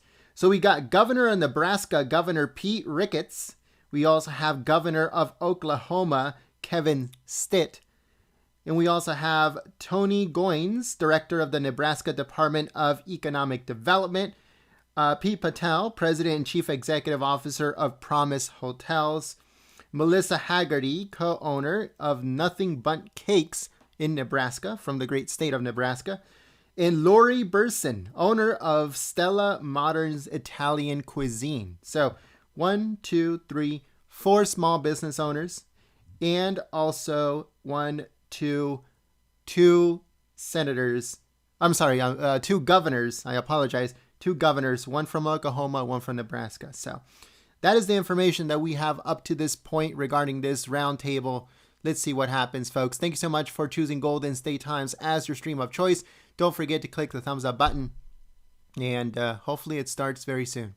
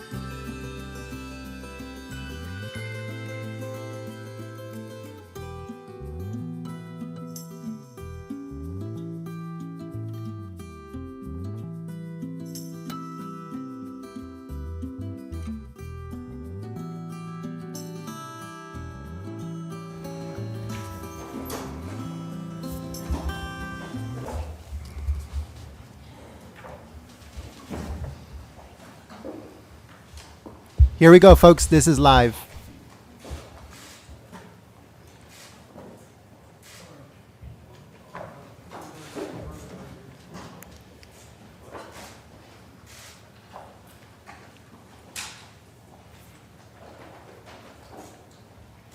Please share the stream.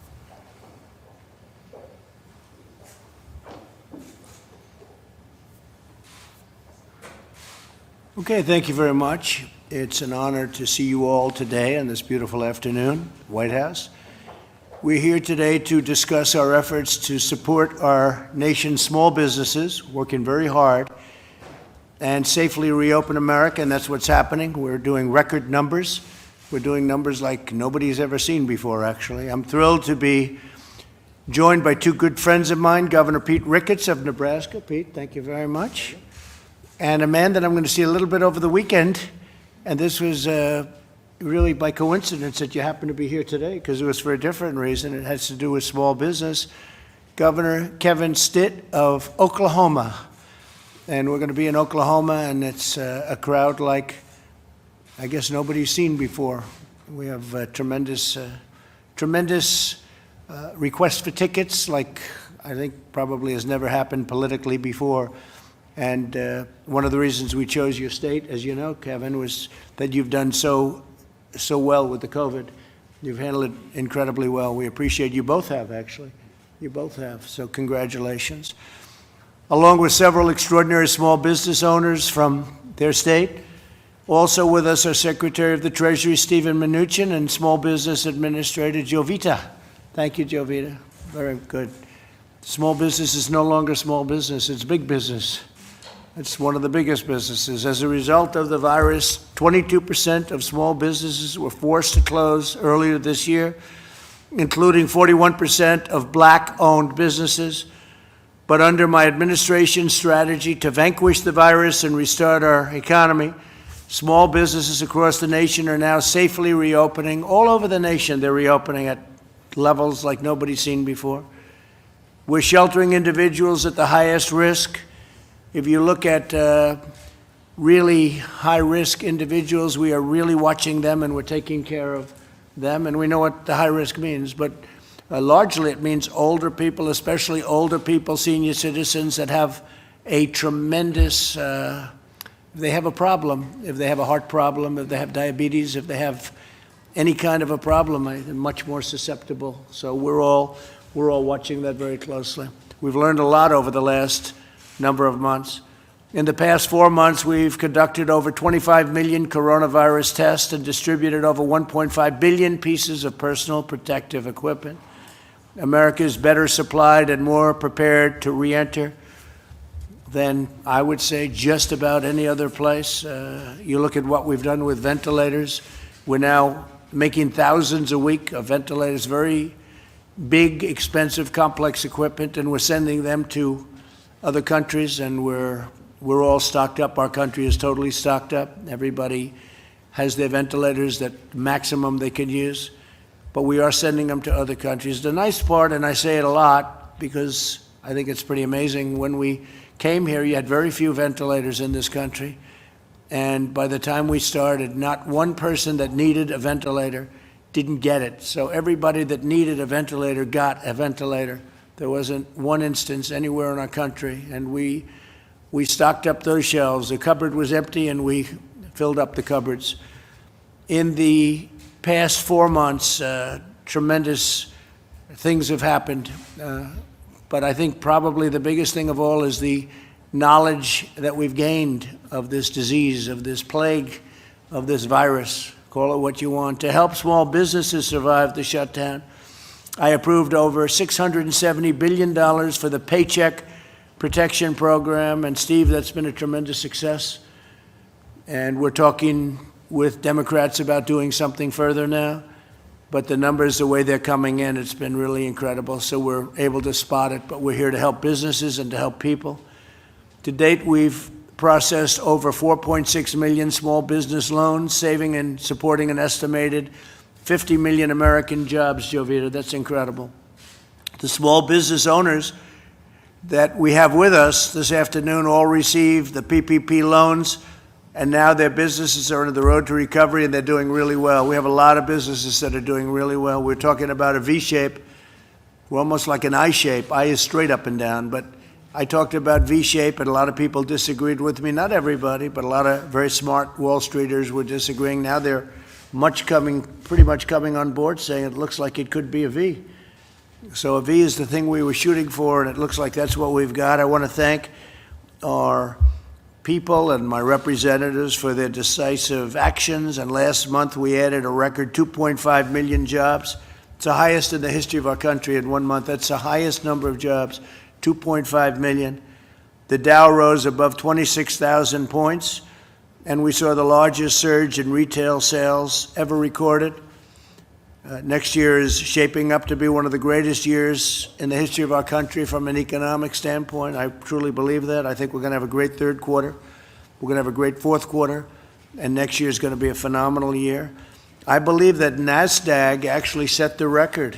During a pandemic, NASDAQ just they broke their record, Larry. Is that a correct statement? So it was higher than even before. It's an amazing achievement.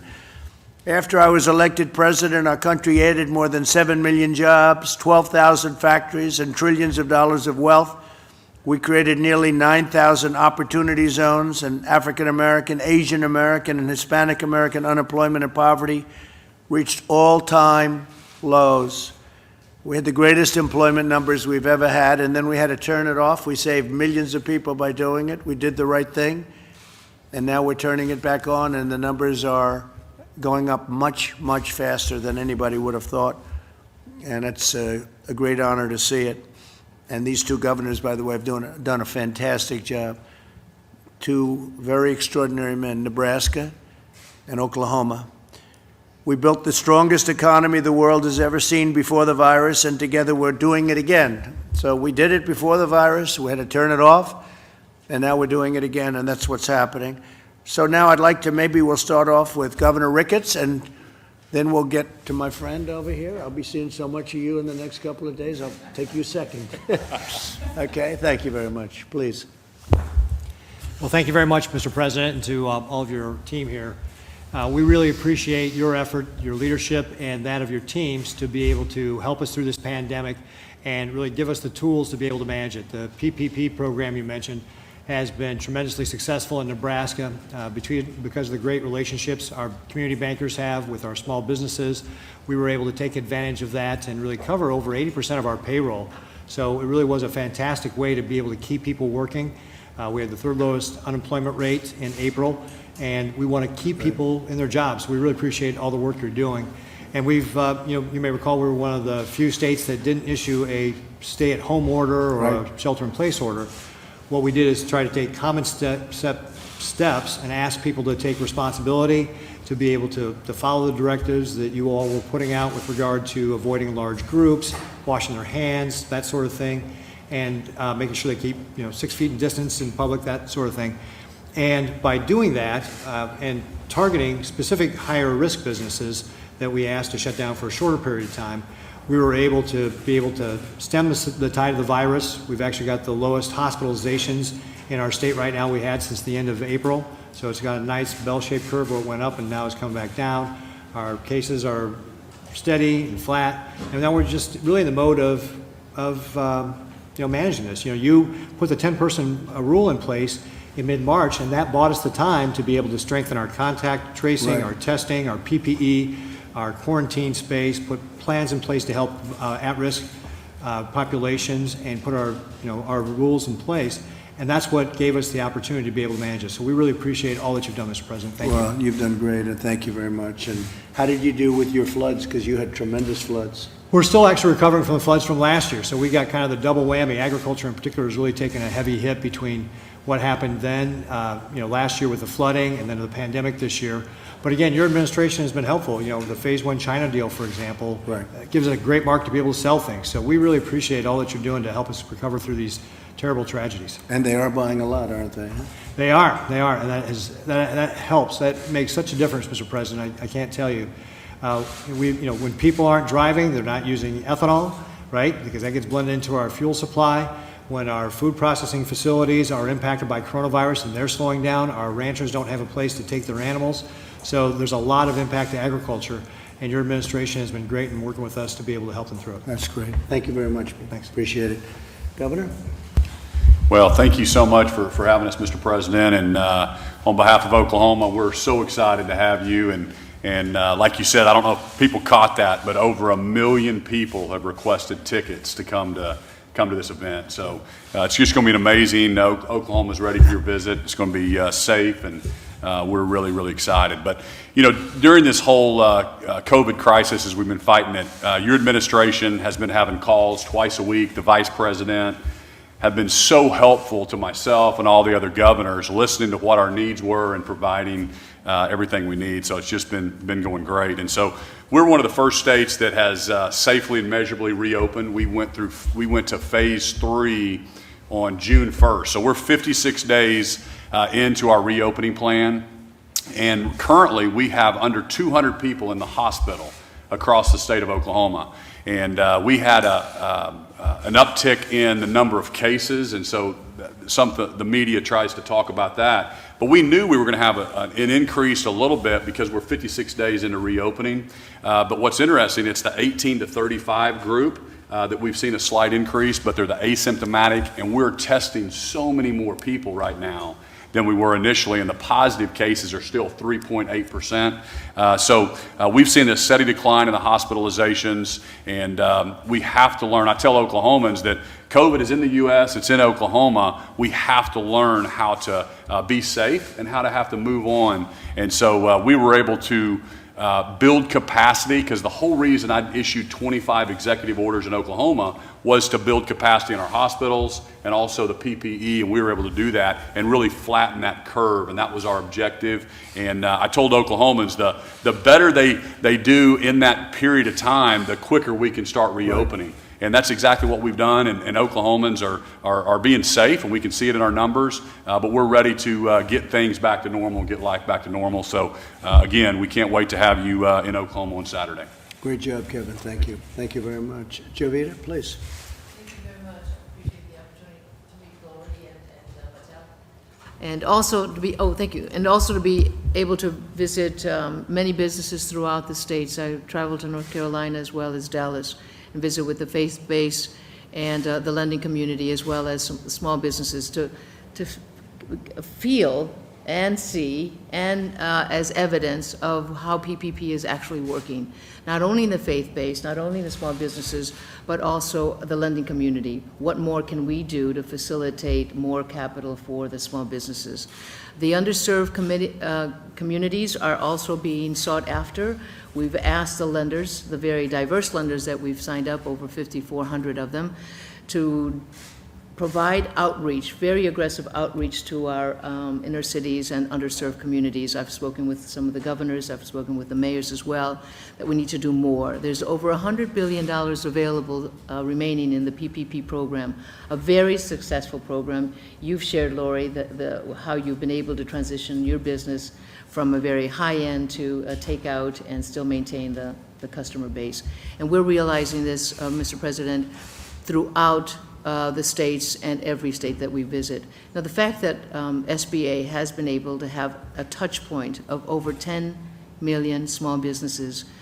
We have 50 million that you indicated of employees in one portfolio, and another about 9 million in the other portfolio. So at some point, we will be providing technical assistance, providing some coaching and counseling to be able to solidify those relationships that the new businesses have developed with the lending community. So I thank you, President, for your support. Thank you very much. And you know, they've done like more business in 4 days than they did in 4 years. It's become a big business. Small business is now big business. So thank you. Thank you. Doing a great job. Thank you very much. Steve, please. Mr. President, thank you. It's a pleasure to be here, and it's great to see your economic programs working, especially for small businesses. The PPP has been a tremendous success. We've seen that in the employment numbers.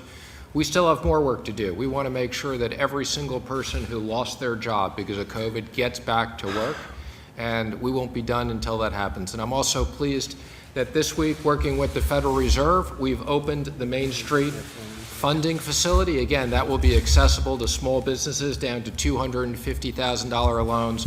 So again, a massive amount of liquidity that's been pumped into the system for small businesses. Thank you. Larry, how are we doing today? Well, weekly unemployment claims fell for the 11th straight week. It's a good sign. We're going to have job numbers in June, and I think will be very strong. I agree with Stephen. I think the rescue plan worked. I think the PPP was superhuman, probably saved 55 million jobs, and we saw that with a 3 million job increase in the May numbers. I compile my list of green shoots, sir. We've got Apple Mobility for traveling almost back to its pre-pandemic high. Home builder demand and confidence is very, very strong. Automobiles, car sales are moving from 8.6 million to 12.2 million as the factories reopen. As you noted, the retail sales number was a spectacular 18%. Michigan consumer expectations, very strong today. NFIB Optimism Index, expect economy to improve, a record jump. Expect economy to improve, a record jump. And manufacturing, the Philly Fed and the New York Fed, future activity indexes are off the charts. If I play reference to the Congressional Budget Office, if we get a 20% increase in Q3, which I think is quite possible, 20% increase in Q4, and a 5% increase in Q1 2021, we will be back to where we were in 2019. We will have made up for the lost ground. Amazing. It's not going to take That's 5 amazing. years. We will have made it up with some decent numbers by the first quarter of 2021. That's called a super V, right? Super V. I like the I scenario. It's called a V. It's called a V plus. Well, that's where we're headed. But we were headed to great things, and then we got hit by the Chinese plague. So that happens too, and things happen that you don't expect sometimes. So, but we built it once. We're now building it again, and it's going to be even more successful, in my opinion. Kaylee, please. Yes, Mr. President. I would just note that the V is indeed an I, and you've described this economy like a rocket ship previously, and I think the numbers you laid out are worth reemphasizing because it's exactly that. 2.5 million jobs added, blowing past expectations. You had the experts off by about 10 million jobs. That's quite an extraordinary number to be off by. Also the Dow above 26,000 points. You mentioned the NASDAQ setting the record. 7 million jobs, 9,000 opportunity zones. You're the jobs president. You did this once. You brought 7 million jobs, and quite clearly what the markets are saying is they have faith that you are the jobs president that will do this again. So most people have never built a positive economy. We're going to do it twice, and the second time is going to be better than the first, I think, Steve. We have a shot at it, right? Okay, please, go ahead. Yes, I'm Anthony Goins, and I'm honored to be here, Mr. President, representing the state of Nebraska. We were really focused on three things in terms of making sure that our economy stayed on track. And first, it was stabilization. So the PPP, the idle loan, gave us the liquidity injection that we needed to help us out. Debt servicing, our community banks work very closely with the small businesses to defer payments. And then we move into recovery. And when we talk about recovery, the $1.08 billion that we've received from the Treasury has been a huge help. We've broken it down into 4 programs: small business stabilization, rural broadband. We're giving $1 million for Gallup, and then we're also looking at taking workers that are in industries that are shrinking and retraining them in high demand industries so we can put Nebraskans back to work in the right areas. Well, you mentioned rural broadband, and we're doing that very big for the Middle West and for our farmers, and that's a very big factor. And as you know, we've started the process already. Yes. And I think you're going to be very happy with that. Absolutely. Thank you very sir. much. Appreciate it. Please. Good afternoon, Mr. President, governors, secretaries, directors, and honored guests. My name is Melissa Hegarty, and I'm proud and honored to be the invited guest of Governor Ricketts from the great state of Nebraska. I am a wife and mother to 2 young daughters, ages 9 and 11, as well as the co-owner of 4 bakeries in Nebraska and Iowa. We've been in business for 10 years and have approximately 92 employees. Early on in COVID-19, we decided not to lay off any employees, rather ask the ones that live at home with their parents to scale back on some of their hours if they can. By doing that, it would give the other employees that needed their shifts to be able to cover their rent and other expenses an opportunity to keep their hours. Most of our employees are in their early 20s with no families to fall back on, so it was critical for us to take care of them any way we could. It was an important decision for the federal government to allow each state's governor to decide how to formulate their own plan of how to close and in turn reopen their state. Fortunately, my businesses in both Nebraska and Iowa were able to continue to serve our guests inside the bakery while practicing social distancing, sanitizing between guests, all while everyone wears a mask. We had several terrible weeks of sales leading into Easter. It was easily the scariest time of my life as a business owner, not knowing what would happen next. We did apply for and receive Paycheck Protection Program funds through our small locally owned bank, who we've had a strong relationship with since we started back in 2010. That program has been helpful for us to continue to meet our fiduciary obligations in terms of promises to our staff, as well as paying our monthly bills. As the virus continued past Easter, we were able to increase our delivery business while adding a new service for our guests, curbside pickup. But with curbside pickup, it did come with some challenges. So increased labor would be probably the biggest effect on our bottom line. Additional employees have been added to answer the phones, and runners are needed to take orders out to the guests waiting in their car. By mid-May, sales were picking up, and we did have our best Mother's Day ever, seeing double-digit growth over last year's weekly sales. So my Nebraska bakeries have now entered phase 3, starting this upcoming Monday, of Governor Ricketts' directed health measures. We anticipate our guests' desire to celebrate all of the life's events they missed over the past 3 months. New babies, birthdays, anniversaries, retirements, with our ultimate hope that it will transfer into a much busier summer than we normally would have. I want to thank you for inviting me to be a part of this important discussion. Thank you very I'm much. honored. Great job. Thank you very much. Please. Thank you, Mr. President. I am honored. Thank you. I'll start over. Thank you, Mr. President. I'm honored to be here representing small independent restaurant industry and the great state of Oklahoma. Thank you for inviting me. I am a small independent restaurant owner. I own and operate Stella Modern Italian Cuisine in Oklahoma City. My restaurant celebrated 10 years in business in April. Prior to COVID-19, I employed 30 people in the restaurant. When restaurants were closed for inside dining, I was forced to furlough some very dedicated and loyal employees for the first time ever. Since I did receive the PPP financial assistance, I was able to offer all of our staff their jobs back, and all but 3 returned.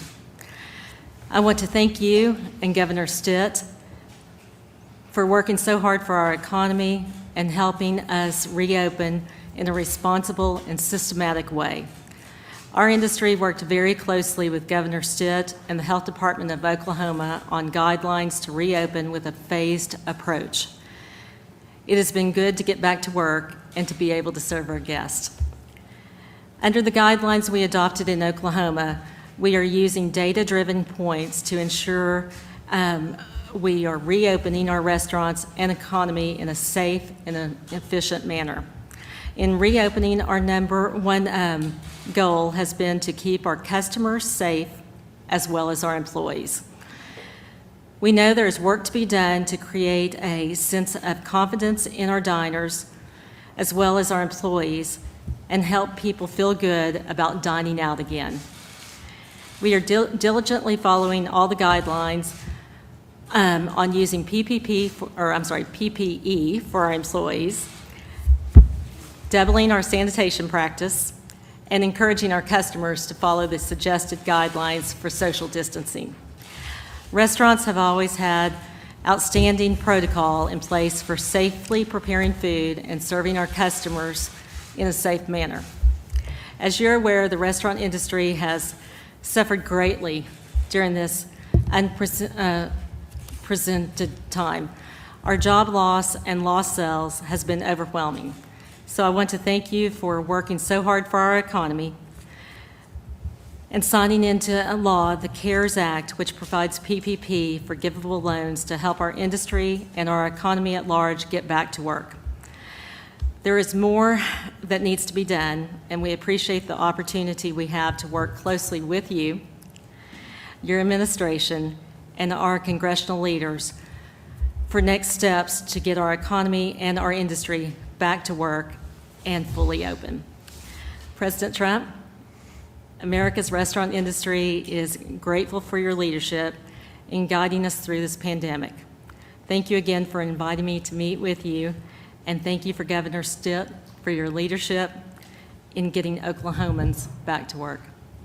That's very nice, and we're going to try and get deductions back for your restaurant industry, and you can look at that man right over there. He'll be carrying the message, but we're looking for the deductions for entertainment restaurants, and you'll get it right back bigger than before, okay? Thank you. Working very hard on that. Please. Thank you, Mr. President. Honored to represent the lodging industry before America's first hotelier president. Grateful to Governor Stitt for his leadership and for the invitation to join today. My name is Pete Patel, first-generation American. My family and I immigrated to the United States in 1979 in search of the American dream. We found that American dream in Tulsa, Oklahoma as small business and hoteliers. Our company owns and operates 12 hotels in eastern Oklahoma. The current crisis, lodging was the first to suffer because of shelter in place. And we will be the last to recover. It may take up to 2 years. Before COVID, our industry had record occupancies, profitability, and new development hotels, thanks to the exceptional strong economy under your leadership, Mr. President. Because of COVID, occupancy dropped to 20% nationally, revenues fell by 50%, and 70% of all hotel employees were either laid off or furloughed. For the first time in my career, we were forced to lay off employees, and that was the most gut-wrenching experience that we've had. The Payroll Protection Program was a lifeline to our industry to help America's small businesses and our employees. The best thing for our business is that our economy opens. Grateful to Oklahoma Governor for his systematic, data-driven approach to leading our state back to opening. Currently, our occupancies have picked up a bit, but we still have a long ways to go as an industry as well as our market. The hospitality industry as a whole, as stated, are reopening hotels in a safe and healthy manner. The industry has implemented what's called safe stay standards, sanitization, PPE use, social distancing, things like limiting buffets, and using grab-and-go prepackaged items. Swimming pools and gyms are limited with appointments for use. Guests and employees are only safe as how we make the properties, and the hotel industry has done a great job in adapting ways to make sure all of our employees and guests are safe. Mr. President, I would like to mention a couple of things. We need more states to reopen, consumers to feel safe to travel. Industry will need additional resources to help pay our bills. Increase cap on the EIDL program would be very helpful to us. And we need pressure relief from our local banks who may be stressed in these times coming up that have hospitality loans. We will need help from the Federal Reserve and FDIC on those two things. In conclusion, Mr. President, America's hoteliers are grateful for your leadership. We appreciate and you know what it's like to own and operate hotels. We are looking forward to working with you towards a swift and strong recovery. Thank you. I'm impressed by your 20% number. If that was your low point, you're better than any hotel company that I've seen. We had Hilton, and they were at 1%, right? And we had all of the big ones, and they were from 1 to 4 or 5%. So if you're at 20%, congratulations. That's pretty good.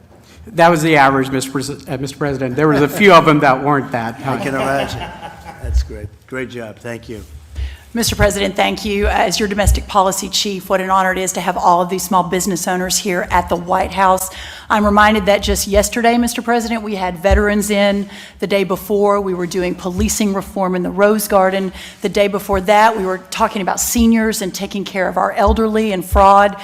Everything you do, every day, every minute, is how to do the most for all Americans. And the small business, this is the backbone of our country. I'm from a town of 1,200 people, Glen Rose, Texas, an hour south of Dallas, raised by a single mom who had a flower shop on the main street of Glen Rose.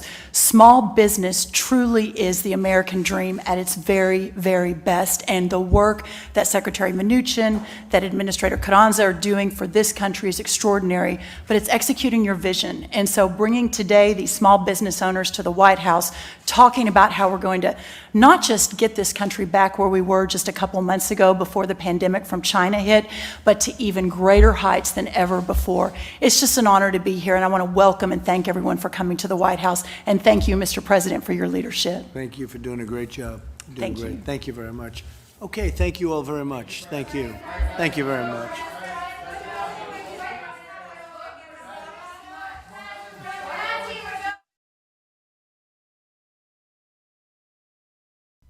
All right, folks, thank you so much for joining us and choosing us as your stream of choice here at Golden State Times. If you're new to the channel, we encourage you that you subscribe and you also click that notification bell. President Trump's rally is this Saturday in Oklahoma. We are going to stream it live and we hope that you guys join us.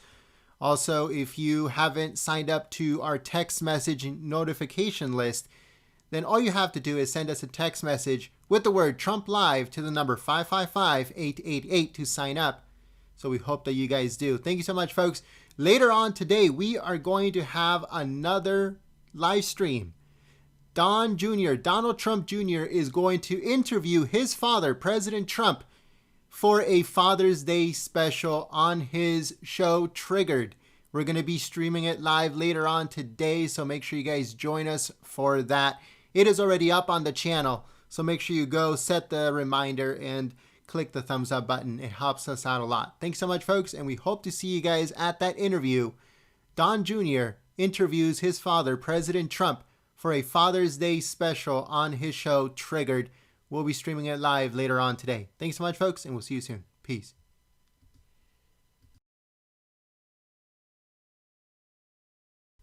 All right, guys, so if you missed the President's Roundtable, Appreciate everything you've done here earlier, later after it started, I'm uploading it onto the channel right now.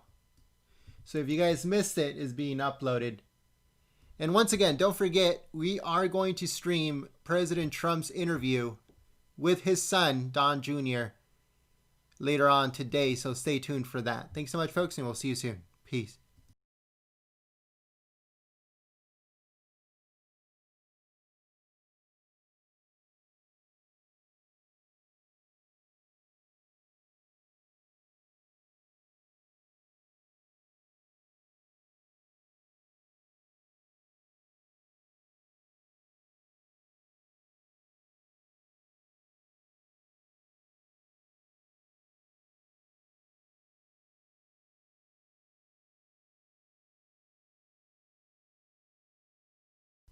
All right, folks, I don't know if a lot of Patriots didn't know, but Don Jr. does have kind of like a podcast / show on the Team Trump website, and it's called Triggered. So that show is that he does, I think, once a week or maybe more than once a week. But today he has President Trump on his show, and we're going to be streaming it live later on today, so stay tuned for that. It's called Triggered. That's what the show is called. It's based off of his book, I believe, which is also called Triggered. And make sure you guys check it out later on today. We'll be streaming it live. Thank you so much.